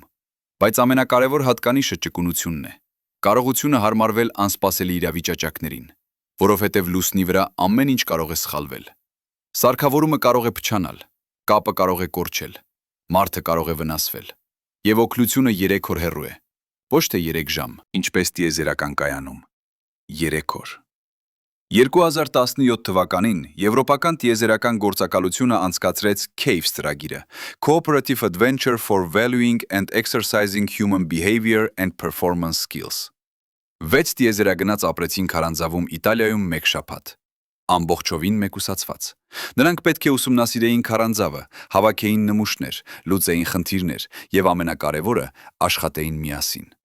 Մեկ օր նրանցից մեկը, իտալացի տիեզերագնաց Լուկա Պարմիտանոն, սայթաքեց, վնասեց ոտքը։ Ոչինչ լուրջ, բայց նա չէր կարող քայլել։ Թիմը պետք է տեղափոխեր նրան, պետք է վերակազմակերպեր առաքելությունը, պետք է շարունակեր առանց նրա։ Սա իրական իրավիճակ էր, իրական սթրես։ Եվ նրանք հաջողեցին, սովորեցին, թե ինչպես աշխատել ճգնաժամում։ Բայց լուսնի վրա ճգնաժամը կարող է լինել ավելի լուրջ։ 2020 թվականին ՆԱՍԱ-ն անցկացրեց սիմուլյացիա։ 3 տիեզերագնաց լուսնային հաբիտատում։ Հանկարծ թթվածնի համակարգը փչանում է։ Նրանք ունեն 3 ժամ վերանորոգելու համար։ Եթե ոչ, նրանք մեռնում են։ Սիմուլյացիայում 2 թիմ ձախողվեցին, մեկը հաջողեց։ Ինչով էր տարբերությունը։ Հաղորդակցությամբ։ Հաջող թիմը խոսեց միմյանց հետ, բաժանեց առաջադրանքները, աշխատեց համակարգված։ Այնպես որ ՆԱՍԱ-ն հիմա ուսուցանում է ոչ միայն տեխնիկական հմտություններ, այլև փափուկ հմտություններ։ Հաղորդակցություն, առաջնորդություն, թիմային աշխատանք, հակամարտությունների լուծում, սթրեսի կառավարում։ Սրանք նույնքան կարևոր են, որքան իմանալը, թե ինչպես վերանորոգել թթվածնի համակարգը։ Եվ նրանք պատրաստվում են ֆիզիկապես։ Լուսնի ձգողականությունը 6 անգամ ավելի թույլ է, քան երկրի վրա։ Սա հեշտ է լսվում, բայց իրականում դժվար է։ Ձեր մկանները սովորած են երկրի ձգողականությանը։ Լուսնի վրա ամեն ինչ տարբեր է։ Դուք ցատկում եք ավելի բարձր, ընկնում եք ավելի դանդաղ, բայց երբ ընկնում եք, դեռ ցավում է։ Ապոլոն 14-ի Էդգար Միչելը պատմեց, որ նա ընկավ լուսնի վրա։ Տիեզերական հագուստը կշռում էր 81 կիլոգրամ երկրի վրա։ Լուսնի վրա միայն 13 կիլոգրամ, բայց իներցիան նույնն էր։ Երբ նա սկսեց ընկնել, նա չէր կարող կանգնեցնել ինքն իրեն, ընկավ դեմքի վրա։ Հագուստը պաշտպանեց նրան, բայց եթե հագուստը վնասվեր, նա կմեռներ։ Այնպես որ Արտեմիս տիեզերագնացները պատրաստվում են հատուկ սիմուլյատորներում։ NASA-ի Ջոնսոնի տիեզերական կենտրոնում կա Partial Gravity Simulator։ Սա համակարգ է, որը կախում է տիեզերագնացին լարերից։ Լարերը կրում են 5/6 նրանց քաշի, այնպես որ նրանք զգում են միայն 1/6։ Լուսնային ձգողականություն։ Նրանք սովորում են քայլել, վազել, ցատկել, ընկնել, վեր կենալ, բայց սիմուլյատորը կատարյալ չէ։ Լարերը ստեղծում են ուժեր, որոնք չկան լուսնի վրա։ Այնպես որ NASA-ն նաև օգտագործում է ջրային պրակտիկա։ Neutral Buoyancy Laboratory, հսկայական լողավազան, 11 միլիոն գալոն ջուր։ Տիեզերագնացները հագնում են հագուստներ։ Ծովահեններ ավելացնում են կամ հանում են կշիռներ, մինչև տիեզերագնացը չեզոք է։ Ոչ ծովի տակ, ոչ մակերեսին, լողում է։ Սա նման է զրոյական ձգողականությանը, ոչ թե լուսնային, բայց օգտակար։ Եվ նրանք պատրաստվում են հոգեբանորեն, մեկուսացման պրակտիկա։ Hera Habitat-ը Ջոնսոնի կենտրոնում։ Human Exploration Research Analog։ Փոքր Habitat, 3 հարկ։ 4 տիեզերագնաց ապրում են այնտեղ 45 օր, ամբողջովին մեկուսացված։ Նրանք կատարում են առաջադրանքներ, լուծում են խնդիրներ, աշխատում են միասին։ Եվ NASA-ն դիտում է։ Ինչպես են նրանք փոխազդում, ինչպես են լուծում հակամարտությունները, ինչպես են պահպանում բարոյականությունը։ Մի հետաքրքիր բան, որ նրանք հայտնագործեցին, ամենակարևորը ռեժիմն է։ Տիեզերագնացները, ովքեր ունեն հստակ ռեժիմ, ավելի լավ են դիմանում։ Արթնանալ նույն ժամին, ուտել նույն ժամին, աշխատել նույն ժամերին, հանգստանալ նույն ժամին։ Սա ստեղծում է կանխատեսելիություն, եւ կանխատեսելիությունը ստեղծում է անվտանգության զգացում։ Բայց լուսնի վրա ռեժիմը դժվար է, որովհետև լուսնի օրը 29 երկրային օր է, 14 օր լույս, 14 օր խավար։ Ինչպես պահպանել 24-ժամյա ցիկլը, երբ արևը փայլում է 2 շաբաթ անընդհատ։ Պատասխանը՝ արհեստական լույս։ Հաբիտատի ներսում լույսերը վերահսկվում են։ Առավոտյան դրանք փայլում են կապույտ։ Կապույտ լույսը արթնացնում է ուղեղը։ Երեկոյան դրանք փայլում են նարնջագույն։ Նարնջագույն լույսը պատրաստում է քնի։ Սա նույն սկզբունքն է, որը օգտագործում է տիեզերական կայանում, եւ նրանք պատրաստվում են սննդի համար։ Ապոլլոն տիեզերագնացները ուտում էին փաթեթավորված սնունդ, 4 սնունդ, ավելացնել ջուր եւ ուտել։ Համը սարսափելի էր։ Հյուրասիրու էր զիրությունը 0, բայց նրանք մնում էին միայն 3 օր։ Կարող էին դիմանալ։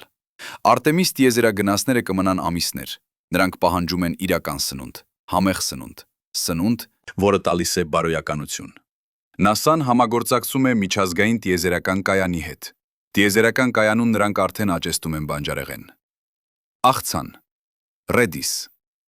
լոլիկ։ Փոքր քանակություններ, բայց իրական։ Տիեզերագնացները ասում են, որ թարմ աղցանը ամենալավ բանն է, որ նրանք ուտել են տիեզերքում։ Ոչ թե որովհետև համեղ է, այլ որովհետև թարմ է, կենդանի է, կապ է երկրի հետ։ Լուսնի վրա նրանք կարող են աճեցնել ավելին, լուսնային ջրամերձ համակարգ, hydroponics։ Բույսերը աճում են ջրում, առանց հողի։ Արմատները կախված են ջրում, որը պարունակում է սննդանյութեր։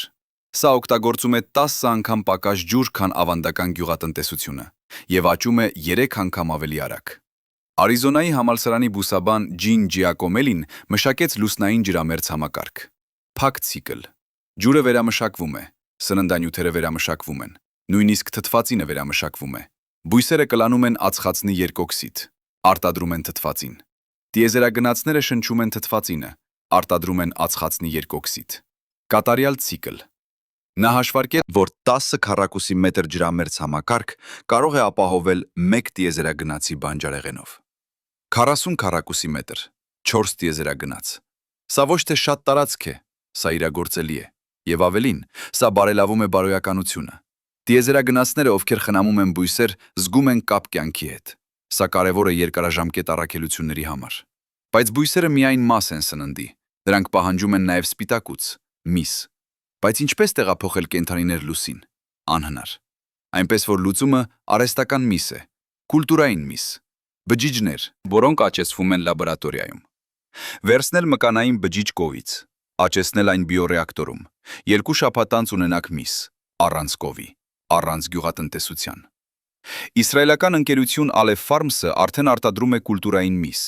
Նրանք համագործակցում են NASA-ի հետ հարմարեցնելու տեխնոլոգիան տիեզերքի համար։ Խնդիրը էներգիան է։ Բիոռեակտորը պահանջում է շատ էներգիա, բայց լուսնի վրա մենք ունենք արևային էներգիա և ատոմային ռեակտորներ, այնպես որ էներգիան խնդիր չէ։ Պատկերացրեք ճաշացանկ լուսնի վրա։ Առավոտյան թարմ աղցան ջրամերձ համակարգից, ճաշին կուլտուրային հավի միս բրնձով, երեկոյան պաստա լոլիկի սոուսով։ Սա ոչ թե փաթեթավորված սնունդ է, սա իրական սնունդ է։ Սնունդ, որը տալիս է էներգիա, սնունդ, որը տալիս է բարոյականություն, սնունդ, որը դարձնում է լուսինը տուն։ Բայց ամենակարևոր հարցը մնում է. ինչու մարդիկ։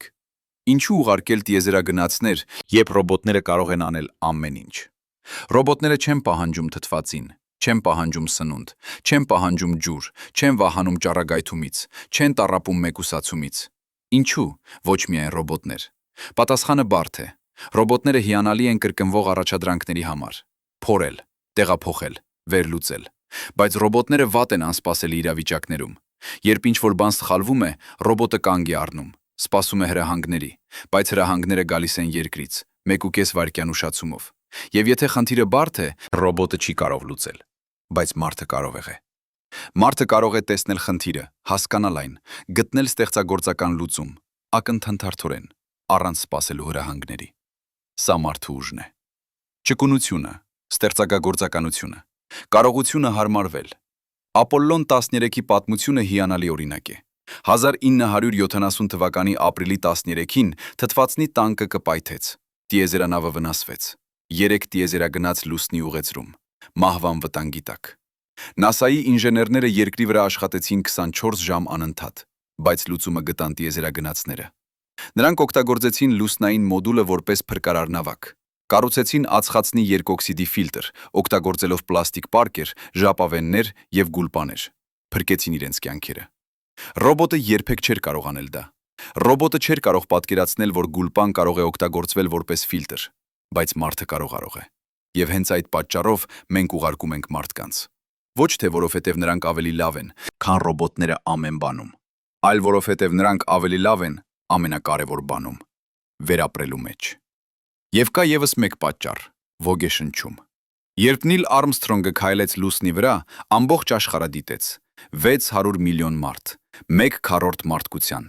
Նրանք տեսան, թե ինչի են կարող հասնել մարդիկ, և նրանք ոգեշնչվեցին։ Միլիոնավոր երեխաներ որոշեցին դառնալ գիտնականներ, ինժեներներ, տիեզերագնացներ։ Սա Ապոլլոնի իրական ժառանգությունն է, ոչ թե տեխնոլոգիան, այլ ոգեշնչումը։ Արտեմիսը կանի նույնը։ Երբ առաջին կինը քայլի լուսնի վրա, միլիարդավոր մարդիկ կդիտեն։ Երեխաներ ամբողջ աշխարհում կտեսնեն, որ ամեն ինչ հնարավոր է։ Աղջիկները կտեսնեն, որ նրանք կարող են լինել տիեզերագնացներ։ Տղաները կտեսնեն, որ նրանք կարող են լինել ինժեներներ։ Բոլորը կտեսնեն, որ մարդկությունը կարող է անել անհավատալի բաներ, երբ աշխատում է միասին։ Եվ սա ավելի կարևոր է, քան ցանկացած գիտական հայտնագործություն։ Ավելի կարևոր, քան ցանկացած տեխնոլոգիական առաջընթաց, որովհետև ապագան կառուցվում է ոչ թե մեքենաներով, այլ մարդկանցով։ Մարդկանցով, ովքեր հավատում են, որ կարող են փոխել աշխարհը։ Մարդկանցով, ովքեր ոգեշնչված են անելու անհնար բաները։ Եվ լուսինը միայն սկիզբն է։ Լուսինը պրակտիկա է Մարսի համար։ Մարսը պրակտիկա է աստերոիդների համար։ Աստերոիդները պրակտիկա են արտագալակտիկ ճանապարհորդության համար։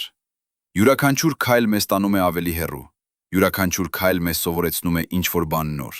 Յուրաքանչյուր քայլ մեզ պատրաստում է հաջորդի համար։ Բայց հիմա, այս պահին, մենք կենտրոնացած ենք լուսնի վրա, հարավային բևեռի վրա, Շեյքլթոն կրատերի վրա, սառույցի վրա, որը կփոխի ամեն ինչ։ Տեխնոլոգիաների վրա, որոնք կդարձնեն մեզ բազմամոլորակային տեսակ։ Եվ մարդկանց վրա, ովքեր կդարձնեն այն իրականություն։ 4 տիեզերագնաց մեկնարկային հրապարակում։ Նրանց անունները դեռ գաղտնի են, բայց մենք գիտենք մի բան. նրանցից մեկը կլինի կին։ Առաջին կինը, որ կթռչի լուսնի ուղեծրով 50 տարում։ Եվ 1 տարի անց, երբ Արտեմիս 3-ը կիջնի, կլինի առաջին կինը լուսնի մակերեսին։ Սա պատմություն է, սա փոփոխություն է, սա ապագան է։ 2026 թվականի հունվարի 18-ը Ժամը 12-ն է գիշերը Կենեդիի տիեզերական կենտրոնում։ Բայց մեկնարկային հրապարակը լուսավորված է ինչպես կեսօր։ Հրթիռը կանգնած է։ Օրիոն կապսուլան գագաթին, եւ ներսում 4 նստատեղում 4 մարդ, ովքեր պատրաստվում են անել այն, ինչ վերջին 50 տարիների ընթացքում արել է ընդամենը 22 մարդ։ Բայց սպասեք։ Եկեք խոսենք այն մասին, ինչի մասին շատերը կասկածում են։ Եկեք խոսենք այն հարցի մասին, որը բոլորը մտածում են, բայց քչերը հարցնում են։ Արդյոք սա իսկապես տեղի է ունենում։ Արդյոք Արտեմիսը իսկապես կթռչի։ Արդյոք սա եւս մեկ խոստում է, որը երբեք չի իրականանա։ Ես հասկանում եմ կասկածը, կատարյալ հասկանում եմ, որովհետև մենք լսել ենք այս խոստումները նախկինում։ Ջորջ Բուշը 2004 թվականին հայտարարեց Constellation ծրագրի մասին։ Վերադառնալ լուսին 2020 թվականին, ծախսվեց $9 միլիարդ, կառուցվեց Արես հրթիռը, փորձարկվեց Օրիոն կապսուլան, եւ հետո 2010 թվականին Օբաման չեղարկեց ամբողջ ծրագիրը։ $9 միլիարդ, 6 տարի աշխատանք, 0 արդյունք։ Կամ վերցրեք Space Shuttle-ը, խոստացվեց, որ կթռչի 70 անգամ տարում, իրականում թռավ 4 անգամ։ Խոստացվեց, որ կարժենա $10 միլիոն թռիչքը, իրականում արժեց $1 միլիարդ 500 միլիոն։ Խոստացվեց, որ կլինի անվտանգ, իրականում 2 անգամ պայթեց, 14 մարդ մեռավ։ Այնպես որ երբ NASA-ն ասում է, որ Արտեմիսը կթռչի 2026 թվականին, ինչու պետք է հավատանք։ Երբ նրանք ասում են, որ կվայրեջ կատարենք 2027 թվականին, ինչու պետք է վստահենք։ Պատմությունը լի է խոստումներով, որոնք երբեք չիրականացան։ Բայց ահա տարբերությունը։ Այս անգամ հրթիռը իսկապես կանգնած է մեկնարկային հրապարակում։ Այս անգամ տիեզերագնացները իսկապես պատրաստվում են։ Այս անգամ վառելիքը իսկապես լիցքավորվում է։ Սա ոչ թե պլան է, սա ոչ թե խոստում է, սա իրականություն է, որը տեղի է ունենում հենց հիմա։ Արտեմիս 1-ը թռավ 2022 թվականի նոյեմբերի 16-ին։ 25-րդ տևողությամբ առաքելություն։ Օրիոն կապսուլան շրջեց լուսնի շուրջը։ Հեռացավ 64,000 կիլոմետր լուսնից, ավելի հեռու, քան ցանկացած տիեզերանավ, որը երբևէ նախագծված է մարդկանց համար։ Վերադարձավ երկիր։ Իջավ Խաղաղ օվկիանոսում։ Կատարյալ առաքելություն, 0 խնդիր։ Սա ոչ թե CGI է, սա ոչ թե սիմուլյացիա է։ Սա իսկական տիեզերանավ էր, որը իսկապես թռավ լուսին եւ վերադարձավ։ Մենք ունենք տեսանյութեր։ Մենք ունենք տվյալներ։ Մենք ունենք կապսուլան, որը հիմա ցուցադրվում է Կենեդիի տիեզերական կենտրոնում։ Դուք կարող եք գնալ եւ դիպչել դրան։ Սա իրական է։ Եվ հիմա մենք տեսնում ենք ինչ է տեղի ունեցել։ Ինչպես խոստացանք, մենք հանդիպեցինք լուսինի մեջ, որը մեր համար էր։ Ինչ մեզ համար էր, այն էլ մենք տեսել ենք։ Առաջին հել դրան։ Սա իրական է։ Եվ հիմա Արտեմիս 2-ը պատրաստ է։ Հրթիռը կառուցվածած է, կապսուլան փորձարկված է, տիեզերագնացները ընտրված են։ Ռեյդ Վայզմանը NASA-ի տիեզերագնաց, հրամանատար։ Վիկտոր Գլովերը NASA-ի տիեզերագնաց, օդաչու։ Քրիստինա Կոչը NASA-ի տիեզերագնաց, առաքելության մասնագետ։ Ջերեմի Հենսենը կանադական տիեզերական գործակալության տիեզերագնաց, առաքելության մասնագետ։ 4 մարդ, 4 կյանք, 4 պատմություն։ Վայզմանը ծառայել է միջազգային տիեզերական կայանում։ 254 օր տիեզերքում։ Գլովերը եղել է օդաչու SpaceX-ի Crew Dragon առաքելությունում։ Կոչը պահում է ռեկորդ ամենաերկար տիեզերական քայլ կնոջ կողմից՝ 6 ժամ 32 րոպե։ Հենսենը կլինի առաջին կանադացին, որ կթռչի լուսնի ուղեծրով։ Սրանք ոչ թե սկսնակներ են, սրանք փորձառու մասնագետներ են։ Դրանք պատրաստվել են տարիներ, դրանք սիմուլյացիա են անցկացրել հարյուրավոր անգամ։ Դրանք գիտեն յուրաքանչյուր համակարգ, յուրաքանչյուր ընթացակարգ, յուրաքանչյուր արտակարգ իրավիճակ։ Դրանք պատրաստ են։ Բայց եկեք լինենք ազնիվ։ Տիեզերքը վտանգավոր է, բաները կարող են սխալվել։ Չելենջերը պայթեց 77 վայրկյան մեկնարկից հետո։ Կոլումբիան քայքայվեց վերադարձի ժամանակ։ Սոյուզ 11-ը գրեթե մեռավ վերադարձի ժամանակ։ Ապոլլոն 1-ը այրվեց մեկնարկային հրապարակում։ 3 տիեզերագնաց մեռավ։ Սա իրականությունն է, սա ռիսկն է։ Բայց ահա մի բան, որ մարդիկ չեն հասկանում։ Տիեզերական ճանապարհորդությունը այժմ ավելի անվտանգ է, քան երբևէ։ Ապոլոնի ժամանակ նրանք չգիտեին, թե ինչ են անում։ Նրանք գուշակում էին, փորձում էին, սխալվում էին։ Բայց հիմա մենք ունենք 50 տարվա փորձ։ Մենք գիտենք, թե ինչ է աշխատում, ինչ չէ, ինչ է վտանգավոր, ինչ է անվտանգ։ Միջազգային տիեզերական կայանը թռել է 25 տարի։ 275 տիեզերագնաց այցելել են այն։ 0 մահ, 0 լուրջ վթար։ Սա ապացույց է, որ մենք սովորել ենք, թե ինչպես անել սա անվտանգ։ Եվ Արտեմիսը օգտագործում է նույն սկզբունքները, նույն ստանդարտները, նույն անվտանգության մշակույթը։ Բայց եկեք խոսենք այն մասին, ինչ իսկապես տեղի է ունենում Արտեմիս 2-ում։ Մեկնարկը։ Space Launch System հրթիռը վառվում է։ 2 պինդ վառելիքի արագացուցիչ, 4 Ռոսի 85 շարժիչ։ Ընդհանուր հզորությունը 8.600.000 կիլոգրամ ուժ։ Սա ավելին է, քան Սատուրն 5-ը։ Սա ամենահզոր հրթիռն է, որ երբևէ թռել է։ 2 րոպե անց պինդ արագացուցիչները անջատվում են, ընկնում են օվկիանոս։ Հիմնական շարժիչները շարունակում են։ 8 րոպե անց հրթիռը հասնում է ուղեծրի։ Երկրորդ աստիճանը Interim Cryogenic Propulsion Stage վառվում է։ Մղում է Օրիոնը դեպի լուսին։ 24 ժամ անց Օրիոնը անցնում է Վան Ալենի ճառագայթման գոտիները։ 2 հսկայական դոնատ-ձև ճառագայթման շուրջ երկրի։ Վան Ալենի գոտիները վտանգավոր են, լիցքավորված մասնիկներ, որոնք բռնված են երկրի մագնիսական դաշտում։ Ապոլլոն տիեզերագնացները անցան դրանք արագ։ 20 րոպե։ Ստացան փոքր դոզա ճառագայթում։ Արտեմիս տիեզերագնացները կանեն նույնը։ Օրիոնի ջերմային վահանը կպաշտպանի նրանց, բայց նրանք կզգան։ Կտեսնեն լույսի փայլատակումներ իրենց աչքերում։ Սա կոսմիկ ճառագայթումն է, որը հարվածում է նրանց ցանցաթաղանթին։ Տարօրինակ, բայց անվնաս։ 3 օր անց նրանք հասնում են լուսնին, բայց նրանք չեն վայրէջք կատարում։ Արտեմիս 2-ը միայն ուղեծրային առաքելություն է։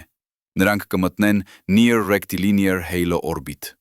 Այս տարօրինակ ձվաձև ուղեծիրը, որը տանում է նրանց հյուսիսային բևեռից 1500 կիլոմետր և հարավային բևեռից 70,000 կիլոմետր։ Ինչու այդքան բարդ ուղեծիր։ Որովհետև սա ուղեծիրն է, որտեղ Lunar Gateway կայանը կկառուցվի։ Արտեմիս 2-ը փորձարկում է այս ուղեծիրը, ստուգում է նավիգացիան, ստուգում է կապը, ստուգում է, որ ամեն ինչ աշխատում է այնպես, ինչպես պլանավորված է։ Սա պատրաստում է ճանապարհը Արտեմիս 3-ի համար։ Եվ ահա ամենահետաքրքիր մասը։ Երբ նրանք լինեն հարավային բևեռի ամենամոտ կետում 110 կիլոմետր, նրանք կտեսնեն վայրեջքի տեղամասերը։ Շեյքլթոն կրատերը, Դժերլաշ լեռը, Մալապերտ լեռը։ Սրանք տեղամասեր են, որտեղ Արտեմիս 3-ը կարող է վայրեջք կատարել։ Տիեզերագնացները կլուսանկարեն դրանք, կվերլուծեն դրանք, կօգնեն ընտրել լավագույն տեղը։ Բայց նրանք կտեսնեն նաև ավելին։ Նրանք կտեսնեն երկիրը հորիզոնից, փոքր կապույտ մարմարե։ Ամբողջ մարդկությունը մեկ փոքրիկ կետում։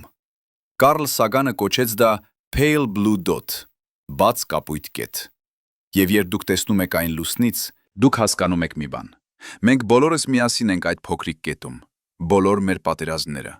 բոլոր մեր հակամարտությունները, բոլոր մեր տարբերությունները, անիմաստ են այդ հեռավորությունից։ Ապոլոն 8-ի Ուիլյամ Անդերսը լուսանկարեց Earthrise, երկրի ծագումը։ Երկիրը բարձրանում է լուսնի հորիզոնից։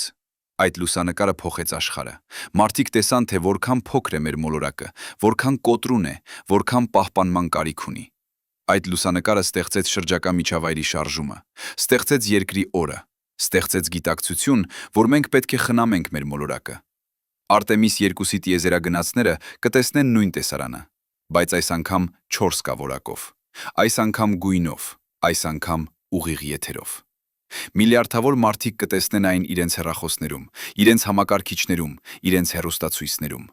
Եվ նրանք կզգան նույն բանը, ինչ Անդերսը զգաց, նույն ակնածանքը, նույն պատասխանատվությունը։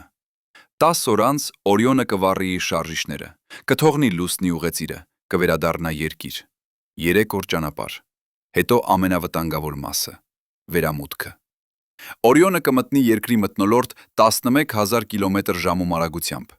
Ջերմաստիճանը արտաքին վահանի վրա կհասնի 2700 աստիճան Ցելսիուս։ Սա ամենաբարդ մասն է։ Եթե անկյունը շատ սուր է, կապսուլան կայրվի։ Եթե շատ հարթ է, կապսուլան կցատկի մթնոլորտից և կկորչի տիեզերքում։ Անկյունը պետք է լինի ճշգրիտ՝ -6.5 աստիճան։ Սխալի սահմանը կես աստիճան։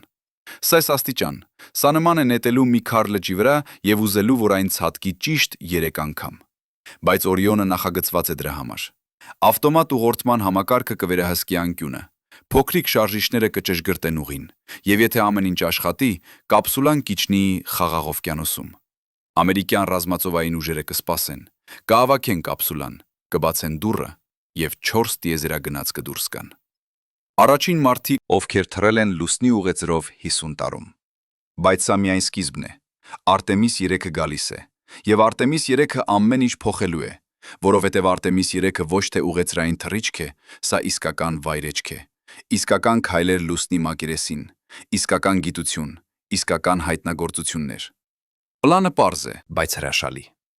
Երկու SpaceX-ի Starship հրթիռ կմեկնարկեն երկրից։ Առաջինը վառելիքի տատանկ էր։ Կմտնի ցածր երկրի ուղեծիր, կսպասի։ Երկրորդը տիեզերագնացների Starship։ Կմտնի նույն ուղեծիրը, կմիանա առաջինին, կփոխանցի վառելիքը։ Հետո երրորդ Starship, չորրորդ, հինգերորդ, յուրաքանչյուրը փոխանցելով վառելիք։ Մինչև տիեզերագնացների Starship-ը լիովին լիցքավորված է։ Սա նման է վառելիքի կայանի տիեզերքում։ Բայց փոխանակ մեքենայի դուք լիցքավորում եք տիեզերանավ։ Փոխանակ 10 գալոնի դուք լիցքավորում եք 100 տոննա։ Սա երբեք չի արվել նախկինում։ Սա նոր տեխնոլոգիա է։ Բայց SpaceX-ը վստահ է։ Նրանք փորձարկել են համակարգը երկրի վրա։ Փորձարկել են ենթաուղեծրային թռիչքներում։ Հիմա պատրաստ են փորձարկել իրական առաքելությունում։ Երբ Starship-ը լիցքավորված է, այն կվառի իր շարժիչները, կթողնի երկրի ուղեծիրը, կթռչի լուսին։ 3 օր անց կմտնի լուսնի ուղեծիր, կսպասի։ Եվ այստեղ գալիս է հետաքրքիր մասը։ Օրիոն կապսուլան 2 տիեզերագնացով կմեկնարկի երկրից։ Կթռչի լուսին, կմիանա Starship-ին ուղեծրում։ Տիեզերագնացները կփոխադրվեն Օրիոնից Starship։ Սա նման է տաքսի փոխելուն տիեզերքում։ Դուք ժամանում եք Օրիոնով, փոխադրվում եք Starship։ Starship-ը ձեզ տանում է լուսնի մակերես, եւ վերադառնաք դուք նորից փոխադրվում եք Օրիոն։ Օրիոնը ձեզ տանում է տուն։ 2 տիեզերանավ, 2 համակարգ, բայց աշխատում են միասին։ Starship-ը կիջնի հարավային բևեռում, Շեյքլթոն կրատերի եզրին։ 2 տիեզերագնաց կբացեն դուռը, կիջնեն սանդուղքով եւ կքայլեն լուսնի մակերեսին։ Առաջին մարդիկ 50 տարում, առաջին կինը պատմության մեջ, առաջին գունավոր մարդը պատմության մեջ։ Սա պատմություն է, սա փոփոխություն է։ Բայց նրանք չեն գնալու միայն դրոշ տնկելու համար։ Նրանք չեն գնալու միայն լուսանկարվելու համար։ Նրանք գնում են աշխատելու համար։ 7 օր լուսնի մակերեսին, 4 արտաբազային քայլ, յուրաքանչյուրը 6 ժամ։ Ընդհանուր 24 ժամ լուսնի մակերեսին։ Սա 6 անգամ ավելին է, քան ցանկացած Ապոլոն առաքելություն։ Ինչ կանեն նրանք։ Առաջին օրը տեղադրել սարքավորումներ, սեյսմոմետր, չափելու լուսնատրիասներ, ջերմոմետր, չափելու ջերմաստիճանը տարբեր խորություններում, ռադիոմետր, չափելու ճառագայթումը։ Սրանք նույն գործիքներն են, որոնք Ապոլոնը տեղադրեց, բայց ժամանակակից, ավելի ճշգրիտ, ավելի հուսալի։ Երկրորդ օրը հավաքել նմուշներ, ռեգոլիտ մակերեսից, ապարներ ավելի խորից, սառույց կրատերի ստվերից, յուրաքանչյուր նմուշ պատմում է պատմություն, ինչպես ստեղծվեց լուսինը, ինչպես էվոլյուցիա ապրեց, ինչ է պարունակում։ Սրանք պատասխաններ են հարցերի, որոնք մենք տալիս ենք 50 տարի։ Երրորդ օրը փորձարկել տեխնոլոգիաներ։ ISRU համակարգ, In Situ Resource Utilization։ Փոքր մեքենա, որը վերցնում է ռեգոլիտ եւ արտադրում թթվածին։ Սա փորձարկում է, թե արդյոք մենք կարող ենք իսկապես արտադրել ռեսուրսներ լուսնի վրա։ Եթե աշխատի, սա փոխում է ամեն ինչ։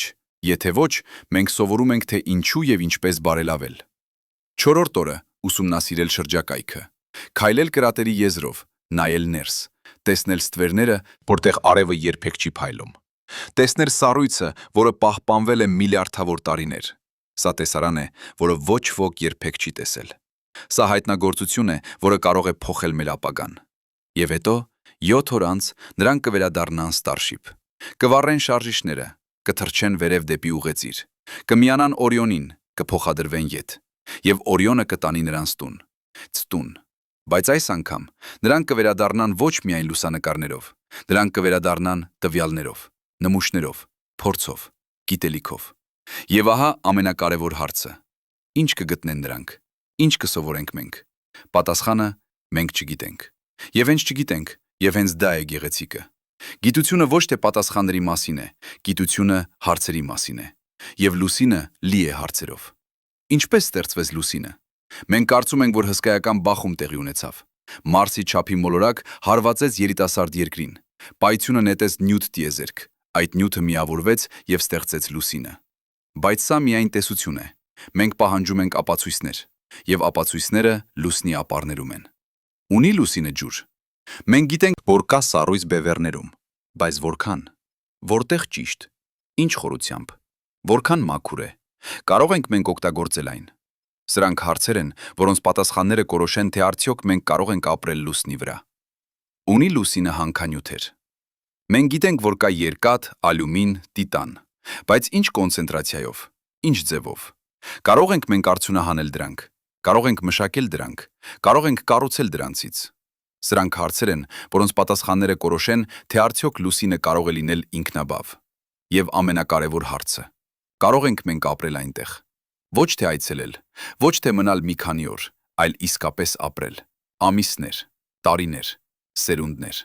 Կարող ենք մենք ստեղծել հասարակություն լուսնի վրա։ Հասարակություն, որը ծնվում է, աճում է, ապրում է և մեռնում է այլ աշխարհում։ Սա ոչ թե գիտական ֆանտաստիկա է, սա հարց է, որին մենք պատասխանելու ենք մեր կյանքում։ Որովհետև Արտեմիսը միայն սկիզբն է։ Արտեմիս 3-ից հետո գալիս է Արտեմիս 4-ը, հետո 5-ը, հետո 6-ը։ Յուրաքանչյուր առաքելություն ավելի երկար, յուրաքանչյուր առաքելություն ավելի բարդ, յուրաքանչյուր առաքելություն մեկ քայլ դեպի մշտական բազա։ Եվ մի օր, թերևս 2035 թվականին, թերևս 2040 թվականին, կլինի երեխա, ով ծնվելու է լուսնի վրա։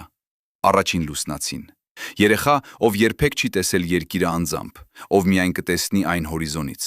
Փոքրիկ կապույտ մարմար է, տուն, որտեղ նա երբեք չի եղել։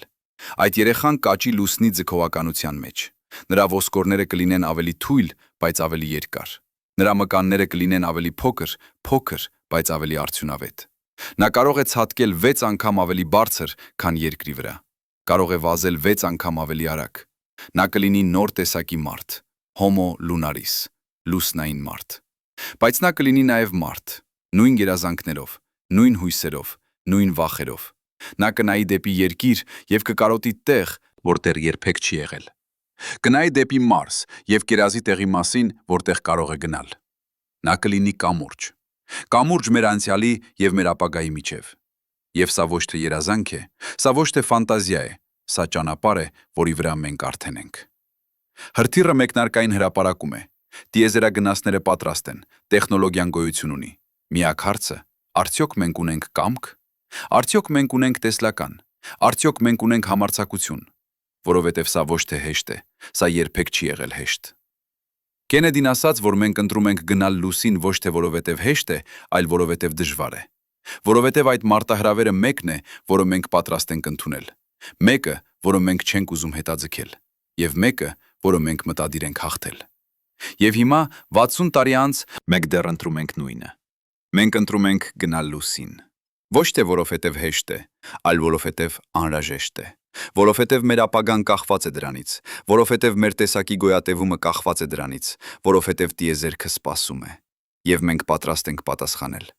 Բայց եկեք խոսենք այն մասին, ինչի մասին ոչ ոք չի խոսում։ Եկեք խոսենք այն մասին, ինչ մենք իսկապես չգիտենք։ Որովհետև յուրաքանչյուր պատասխան, որը մենք գտնում ենք, ծնում է 10 նոր հարց։ Եվ հենց դա է գիտության գեղեցկությունը, հենց դա է մարդկային հետաքրքրասիրության անսպար բնույթը։ Մենք խոսեցինք սառույցի մասին հարավային բևեռում, բայց մենք չգիտենք, թե ինչպես է այն այնտեղ հայտնվել։ Մետեորիտներ, կոմետներ, արևային քամուն։ Յուրաքանչյուր տեսություն ունի ապացույցներ, յուրաքանչյուր տեսություն ունի խոչընդոտներ։ Ճշմարտությունը թաքնված է սառույցի ներսում, մոլեկուլներում, իզոտոպներում, եւ մենք չենք իմանա, մինչև չվերցնենք նմուշ եւ չվերլուծենք այն։ Բայց ահա խորը հարցը. եթե այդ սառույցը եկել է կոմետներից, եթե այն պարունակում է օրգանական մոլեկուլներ, ապա արդյոք կյանքի բաղադրիչները եկել են տիեզերքից։ Արդյոք կյանքը երկրի վրա սկսվեց այստեղ, թե ներմուծվեց։ Սա հարց է, որը փոխում է ամեն ինչ։ Եթե կյանքը կարող է ճանապարհորդել մոլորակներից մոլորակ, ապա կյանքը կարող է լինել ամենուր։ Մենք խոսեցինք լուսնի ստեղծման մասին, հսկայական բախումը, թեյա մոլորակը, որը հարվածեց երկրին։ Բայց մենք չգիտենք ճշգրիտ մանրամասները։ Որքան մեծ էր թեյան, ինչ անկյան հարվածեց, որքան արագ էր շարժվում, եւ ամենակարևորը, ինչ եղավ թեյայի միջուկի հետ։ Արդյոք այն ընկավ երկրի ներս, արդյոք այն դեռ այնտեղ է երկրի մանթիայի խորքում։ Կամբրիջի համալսարանի երկրաֆիզիկոս Քուեն Յուանը 2023 թվականին հրապարակեց ուսումնասիրություն։ Նա ասաց, որ Աֆրիկայի եւ Խաղաղ օվկիանոսի տակ կան երկու հսկայական անոմալիաներ։ Տարօրինակ խիտ նյութ, յուրաքանչյուրը լուսնի չափի։ Արդյոք սրանք թեյայի մնացորդներն են։ Արդյոք երկրի ներսում թաքնված է մեկ այլ մոլորակի սիրտը։ Մենք չգիտենք, բայց լուսնի ապարները կարող են պատմել մեզ։ Մենք խոսեցինք ճառագայթման մասին, բայց մենք չգիտենք երկարաժամկետ ազդեցությունները։ Ինչ կլինի տիեզերագնացի հետ, ով ապրում է լուսնի վրա 10 տարի, 20 տարի, ամբողջ կյանքը։ Արդյոք նրանց երեխաները կծնվեն առողջ։ Արդյոք նրանց թոռները կարող են վերադառնալ երկիր։ Արդյոք լուսնի ձգողականությունը ունը կփոխի մարդկային մարմինը անդառնալիորեն։ Տոկիոյի համալսարանի գենետիկոս Թերուհիկո Վակայաման 2021 թվականին ուղարկեց մկների սպերմա միջազգային տիեզերական կայան։ 6 տարի անց վերադարձրեց այն երկիր։ Օգտագործեց այն արհեստական բեղմնավորման համար։ Մկները ծնվեցին նորմալ։ Բայց սա միայն 6 տարի էր, միայն ցածր երկրի ուղեցրում, ոչ թե լուսնի վրա, ոչ թե ամբողջ կյանք։ Մենք չգիտենք, թե ինչ կլինի։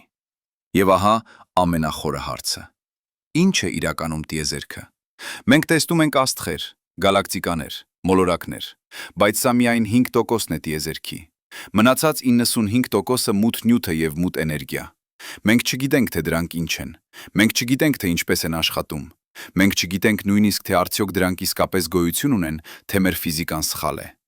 Մենք կառուցում ենք հրթիռներ, ուղարկում ենք տիեզերագնացներ, պլանավորում ենք բազաներ, բայց մենք չգիտենք ամենահիմնական բաները։ Ինչու է տիեզերքը գոյություն։ Ինչու են գոյություն ունենում ֆիզիկայի օրենքները։ Ինչու է տիեզերքը համհարմար կյանքի համար։ Եթե ձգողական հաստատունը փոխվեր 1%-ով, աստղերը չէին կարող ստեղծվել։ Եթե ուժեղ միջուկային ուժը փոխվեր 1%-ով, ատոմները չէին կարող գոյություն ունենալ։ Ինչու է ամեն ինչ այդքան ճշգրիտ։ Կամբրիջի տիեզերաբան Մարտին Ռիսը կոչեց դա just 6 numbers, միայն 6 թիվ։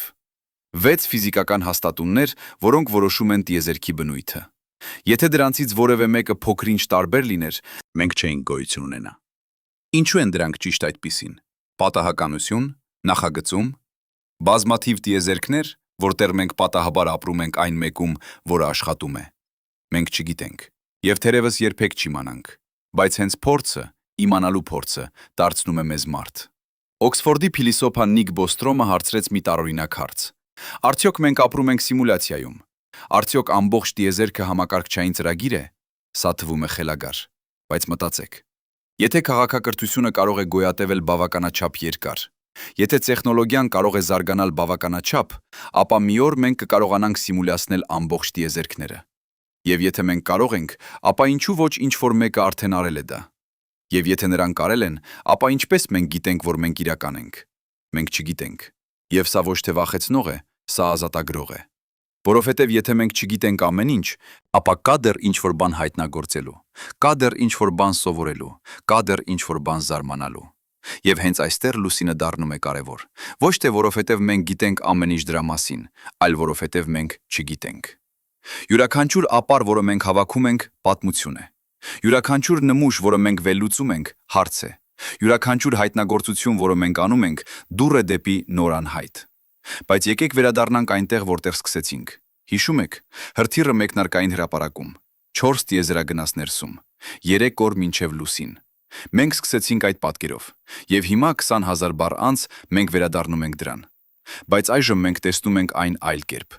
Այդ հրթիռը միայն մետաղ չէ, այդ հրթիռը երազանք է։ Երազանք, որը սկսվեց 50 տարի առաջ, երբ Արմսթրոնգը քայլեց լուսնի վրա։ Երազանք, որը մոռացվեց 30 տարի։ Երազանք, որը վերածնվեց, երբ մենք հայտնագործեցինք սառույցը։ Երազանք, որը հիմա դառնում է իրականություն։ Այդ 4 տիեզերագնացները միայն անհատներ չեն, նրանք ներկայացնում են մեզ բոլորիս։ Յուրաքանչյուր մարդ, ով երբևէ նայել է երկինք եւ հարցրել, ինչ կա այնտեղ։ Յուրաքանչյուր երեխա, ով երբևէ երազել է դառնալ տիեզերագնաց։ Յուրաքանչյուր գիտնական, ով երբևէ փորձել է հասկանալ տիեզերքը։ Նրանք տանում են մեր հույսերը, մեր երազանքները, մեր հետաքրքրասիրությունը։ Եվ երբ նրանք կհասնեն լուսին, երբ նրանք կտեսնեն երկիրը հորիզոնից, նրանք կհասկանան մի բան, որը Ապոլլոն տիեզերագնացները հասկացան։ Նրանք կհասկանան, որ սահմանները, որոնք մենք նկարում ենք քարտեզների վրա, անիմաստ են, որ դրոշները, որոնք մենք տնկում ենք, անիմաստ են, որ պատերազմները, որոնք մենք մղում ենք, անիմաստ են, որովհետև այնտեղից, լուսնից, երկիրը միասնական է, առանց սահմանների, առանց երկրների, առանց բաժանումների։ Միայն մեկ փոքրիկ, կոտրուն, գեղեցիկ մոլորակ, որը լողում է մութ տիեզերքում։ Մեկ տուն բոլորիս համար։ Կարլ Սագանը ասաց մի բան հիանալի։ Նա ասաց. «Նայեք կրկին այդ կետին, դա այստեղ է, դա տուն է, դա մենք ենք։ Դրա վրա յուրաքանչյուր ոք, ում դուք սիրում եք, յուրաքանչյուր ոք, ում դուք ճանաչում եք, յուրաքանչյուր ոք, ում մասին դուք երբևէ լսել եք, յուրաքանչյուր մարդ, ով երբևէ եղել է, ապրել է իր կյանքը։ Բոլոր մեր ուրախությունների եւ տառապանքների հանրագումարը։ Հազարավոր վստահ կրոններ, գաղափարախոսություններ եւ ըններ եւ տնտեսական դոկտրիններ։ Յուրաքանչյուր որսորդ եւ կողոպտիչ, յուրաքանչյուր հերոս եւ երկչոտ, յուրաքանչյուր քաղաքակրթության ստեղծող եւ ոչնչացնող, յուրաքանչյուր թագավոր եւ գյուղացի, յուրաքանչյուր սիրահար զույգ, յուրաքանչյուր մայր եւ հայր, յուրաքանչյուր հույսով լի երեխա։ Բոլորը ապրել են այնտեղ, արևի ճառագայթում կախված փոշու փոքրիկ մասնիկի վրա։ Սա մեր իրականությունն է, եւ երբ մենք գնում ենք լուսին, մենք չենք փախչում այդ իրականությունից։ Մենք ընդլայնում ենք այն։ Մենք տանում ենք մարդկությունը դեպի նոր աշխարհներ, բայց մենք տանում ենք նաեւ մեր արժեքները, մեր մշակույթը, մեր մարդկայնությունը։ Եվ ահա ամենակարևոր հարցը. ինչպիսի մարդկություն ենք մենք տանում։ Արդյոք մենք կտանենք մեր պատերազմները, մեր ագահությունը, մեր կարճատեսությունը, թե մենք կտանենք մեր լավագույն մասը, մեր հետաքրքրասիրությունը, մեր համագործակցությունը, մեր հերազանքները։ Արտեմիսը միջազգային ծրագիր է։ Ամերիկա, Եվրոպա, Ճապոնիա, Կանադա, բոլորը աշխատում են միասին։ Նույնիսկ Չինաստանը, թեև առանձին, հետապնդում է նույն նպատակը։ Սա ապացույց է, որ երբ մենք ունենք ընդհանուր տեսլական, մենք կարող ենք գերազանցել մեր տարբերությունները։ Բայց սա նաև ստուգում է։ Ստուգում է, թե արդյոք մենք կարող ենք պահպանել այդ համագործակցությունը։ Արդյոք մենք կարող ենք կիսել լուսինը։ Արդյոք մենք կարող ենք ստեղծել հասարակություն, որը հիմնված է ոչ թե մրցակցության, այլ համագործակցության վրա։ Արտաքին տիեզերքի պայմանագիրը, որը ստորագրվեց 1967 թվականին, ասում է, որ տիեզերքը պատկանում է բոլորին։ Ոչ մի երկիր չի կարող պահանջել լուսինը։ Ոչ մի ընկերություն չի կարող սեփականացնել աստերոիդը։ Տիեզերքը ընդհանուր ժառանգություն է ամբողջ մարդկության համար։ Բայց արդյոք մենք կպահպանենք այդ սկզբունքը։ Արդյոք երբ լուսնի ռեսուրսները դառնան արժեքավոր, երբ հելիում 3-ը դառնա ոսկի, երբ սառույցը դառնա նավթ, արդյոք մենք կշարունակենք համագործակցել։ Թե մենք կսկսենք նոր գաղութային դարաշրջան, այս անգամ տիեզերքում։ Մենք չգիտենք։ Բայց մենք ունենք ընտրություն։ Եվ այդ ընտրությունը կորությունը կորոշի ոչ միայն մեր ապագան լուսնի վրա, այլև մեր ապագան երկրի վրա։ Որովհետև ինչպես մենք վերաբերվում ենք լուսնին, այդպես էլ մենք կվերաբերվենք Մարսին, աստերոիդներին, էկզոմոլորակներին։ Մենք ստեղծում ենք նախադեպ, եւ այդ նախադեպը կկազմի մեր տեսակի ապագան։ Բայց եկեք մտածենք ավելի խորը։ Ինչու ենք մենք իսկապես անում սա։ Ինչու ենք մենք ծախսում միլիարդավոր դոլարներ, ռիսկի ենթարկում կյանքեր, նվիրում տասնամյակներ, միայն գիտության համար, միայն ռեսուրսների համար, միայն գոյատևման համար։ Ոչ։ Մենք անում ենք սա, որովհետև դա մեր բնույթում է։ Մարդիկ միշտ ուսումնասիրողներ են եղել։ Երբ մեր նախնիները տեսան լեռ, նրանք ուզեցին իմանալ, թե ինչ կա մյուս կողմում։ Երբ նրանք տեսան օվկիանոս, նրանք կառուցեցին նավեր։ Երբ նրանք տեսան երկինք, նրանք երազեցին թռչել։ Եվ հիմա, երբ մենք տեսնում ենք լուսինը, մենք պետք է գնանք այնտեղ։ Ոչ թե որովհետև պետք է, այլ որովհետև կարող ենք։ Սա այն է, ինչ մեզ դարձնում է մարդ։ Ոչ թե մեր ուղեղը, ոչ թե մեր գործիքները, այլ մեր անսպառ հետաքրքրասիրությունը, մեր անվերջ երազանքները, մեր անսահման համարձակությունը։ Եվ երբ այդ 4 տիեզերագնացները կթռչեն լուսին, երբ նրանք կտեսնեն այն, ինչ միայն 22 մարդ է տեսել, դրանք կտանեն մեզ բոլորիս հետ իրենց։ Յուրաքանչյուր երեխա, ով կդիտի հեռուստացույցով, յուրաքանչյուր մեծահասակ, ով կհիշի Ապոլոնը, յուրաքանչյուր մարդ, ով երբևէ նայել է լուսին եւ երազել է։ Եվ երբ Արտեմիս 3-ը կիջնի, երբ առաջին կինը կքայլի լուսնի մակերեսին, երբ նրա ձայնը կհնչի ռադիոյով, ասելով բառեր, որոնք մենք դեռ չգիտենք, բայց որոնք կմտնեն պատմություն, այդ պահին ինչ-որ բան կփոխվի։ Ոչ թե տեխնոլոգիան, ոչ թե գիտությունը, այլ մեր ինքնագիտակցությունը։ Մենք կհասկանանք, որ մենք այլևս միայն երկրի բնակիչներ չենք, մենք տիեզերքի բնակիչներ ենք։ Մենք տեսակ ենք, որը կարող է ապրել ավելի քան մեկ աշխարհում, եւ այդ գիտակցումը կփոխի ամեն ինչ։ Բայց ահա վերջնական ճշմարտությունը։ Լուսինը միայն սկիզբն է, Մարսը հաջորդն է, հետո Եվրոպան, Յուպիտերի լուսինը, որտեղ կարող է լինել օվկիանոս սառույցի տակ, հետո Էնցելադուսը, Սատուրնի լուսինը, որտեղ ջրային ֆոնտանները ցայտում են տիեզերք, հետո Տիտանը, որտեղ կան լճեր եւ գետեր, թեև մեթանից, ոչ թե ջրից։ Եվ մի օր, թերևս 100 տարի անց, թերևս 1000, մենք կկառուցենք տիեզերանավ, որը կարող է հասնել աստղերին։ Ոչ թե մեր կյանքում, ոչ թե մեր երեխաների կյանքում, բայց մի օր։ Եվ այդ տիեզերանավը կտանի մարդկությունը դեպի նոր արևային համակարգեր, նոր մոլորակներ, նոր տուներ։ Բայց նույնիսկ եթե մենք երբեք չհասնենք աստղերին, նույնիսկ եթե մենք մնանք միայն մեր արևևային համակարգում, մենք արել ենք ինչ-որ բան անհավատալի։ Մենք վերցրել ենք տեսակ, որը էվոլյուցիա ստեղծեց մեկ մոլորակի վրա եւ տարածել ենք այն բազմաթիվ աշխարհների։ Մենք վերցրել ենք կյանք, որը սկսվեց մեկ օվկիանոսում եւ տարել ենք այն տիեզերք։ Սա ամենամեծ արկածախնդրությունն է, որը մարդկությունը երբևէ ձեռնարկել է։ Ավելի մեծ, քան ցանկացած պատերազմ։ Ավելի կարևոր, քան ցանկացած կայսրություն։ Ավելի երկարատև, քան ցանկացած քաղաքակրթություն։ Որովհետև սա ոչ թե մեկ ազգի մասին է, սա ոչ թե մեկ սերնդի մասին է, սա ամբողջ մարդկության մասին է, անցյալի, ներկայի եւ ապագայի։ Եվ այժմ, այս պահին, երբ հրթիռը կանգնած է մեկնարկային հրապարակում, երբ տիեզերագնացները պատրաստվում են, երբ ամբողջ աշխարհը սպասում է, մենք կանգնած ենք պատմության շեմին, ոչ թե վերջի, այլ սկզբի։ 50 տարի մենք սպասեցինք, 50 տարի մենք հիշեցինք Ապոլոնը, 50 տարի մենք երազեցինք վերադառնալու մասին, եւ հիմա, վերջապես, մենք պատրաստ ենք։ Ոչ թե միայն այցելելու, այլ մնալու, ոչ թե միայն հայտնագործելու, այլ կկառուցելու, ոչ թե միայն տեսնելու, այլ ապրելու։ Բայց ամենակարևոր հարցը մնում է. երբ մենք նայում ենք լուսին, երբ մենք տեսնում ենք այդ բաց գնդիկը գիշերային երկնքում, ինչ ենք մենք իսկապես տեսնում։ Արդյոք մենք տեսնում ենք անցյալ, տեղ որտեղ մենք եղել ենք, թե ապագա, տեղ որտեղ մենք կգնանք, թե ներկա, տեղ որտեղ մենք պատրաստվում ենք վերադառնալ։ Թերևս բոլորը միասին, թերևս լուսինը հայելի է։ Հայելի, որը ելի, որը ցույց է տալիս մեզ, թե ովքեր ենք մենք եղել, ովքեր ենք մենք հիմա եւ ովքեր կարող ենք դառնալ։ Հայելի, որը հիշեցնում է մեզ, որ մենք փոքր ենք, բայց ոչ անկարևոր, որ մենք կոտրուն ենք, բայց ոչ անօգնական, որ մենք մահկանացու ենք, բայց մեր երազանքները անմահ են։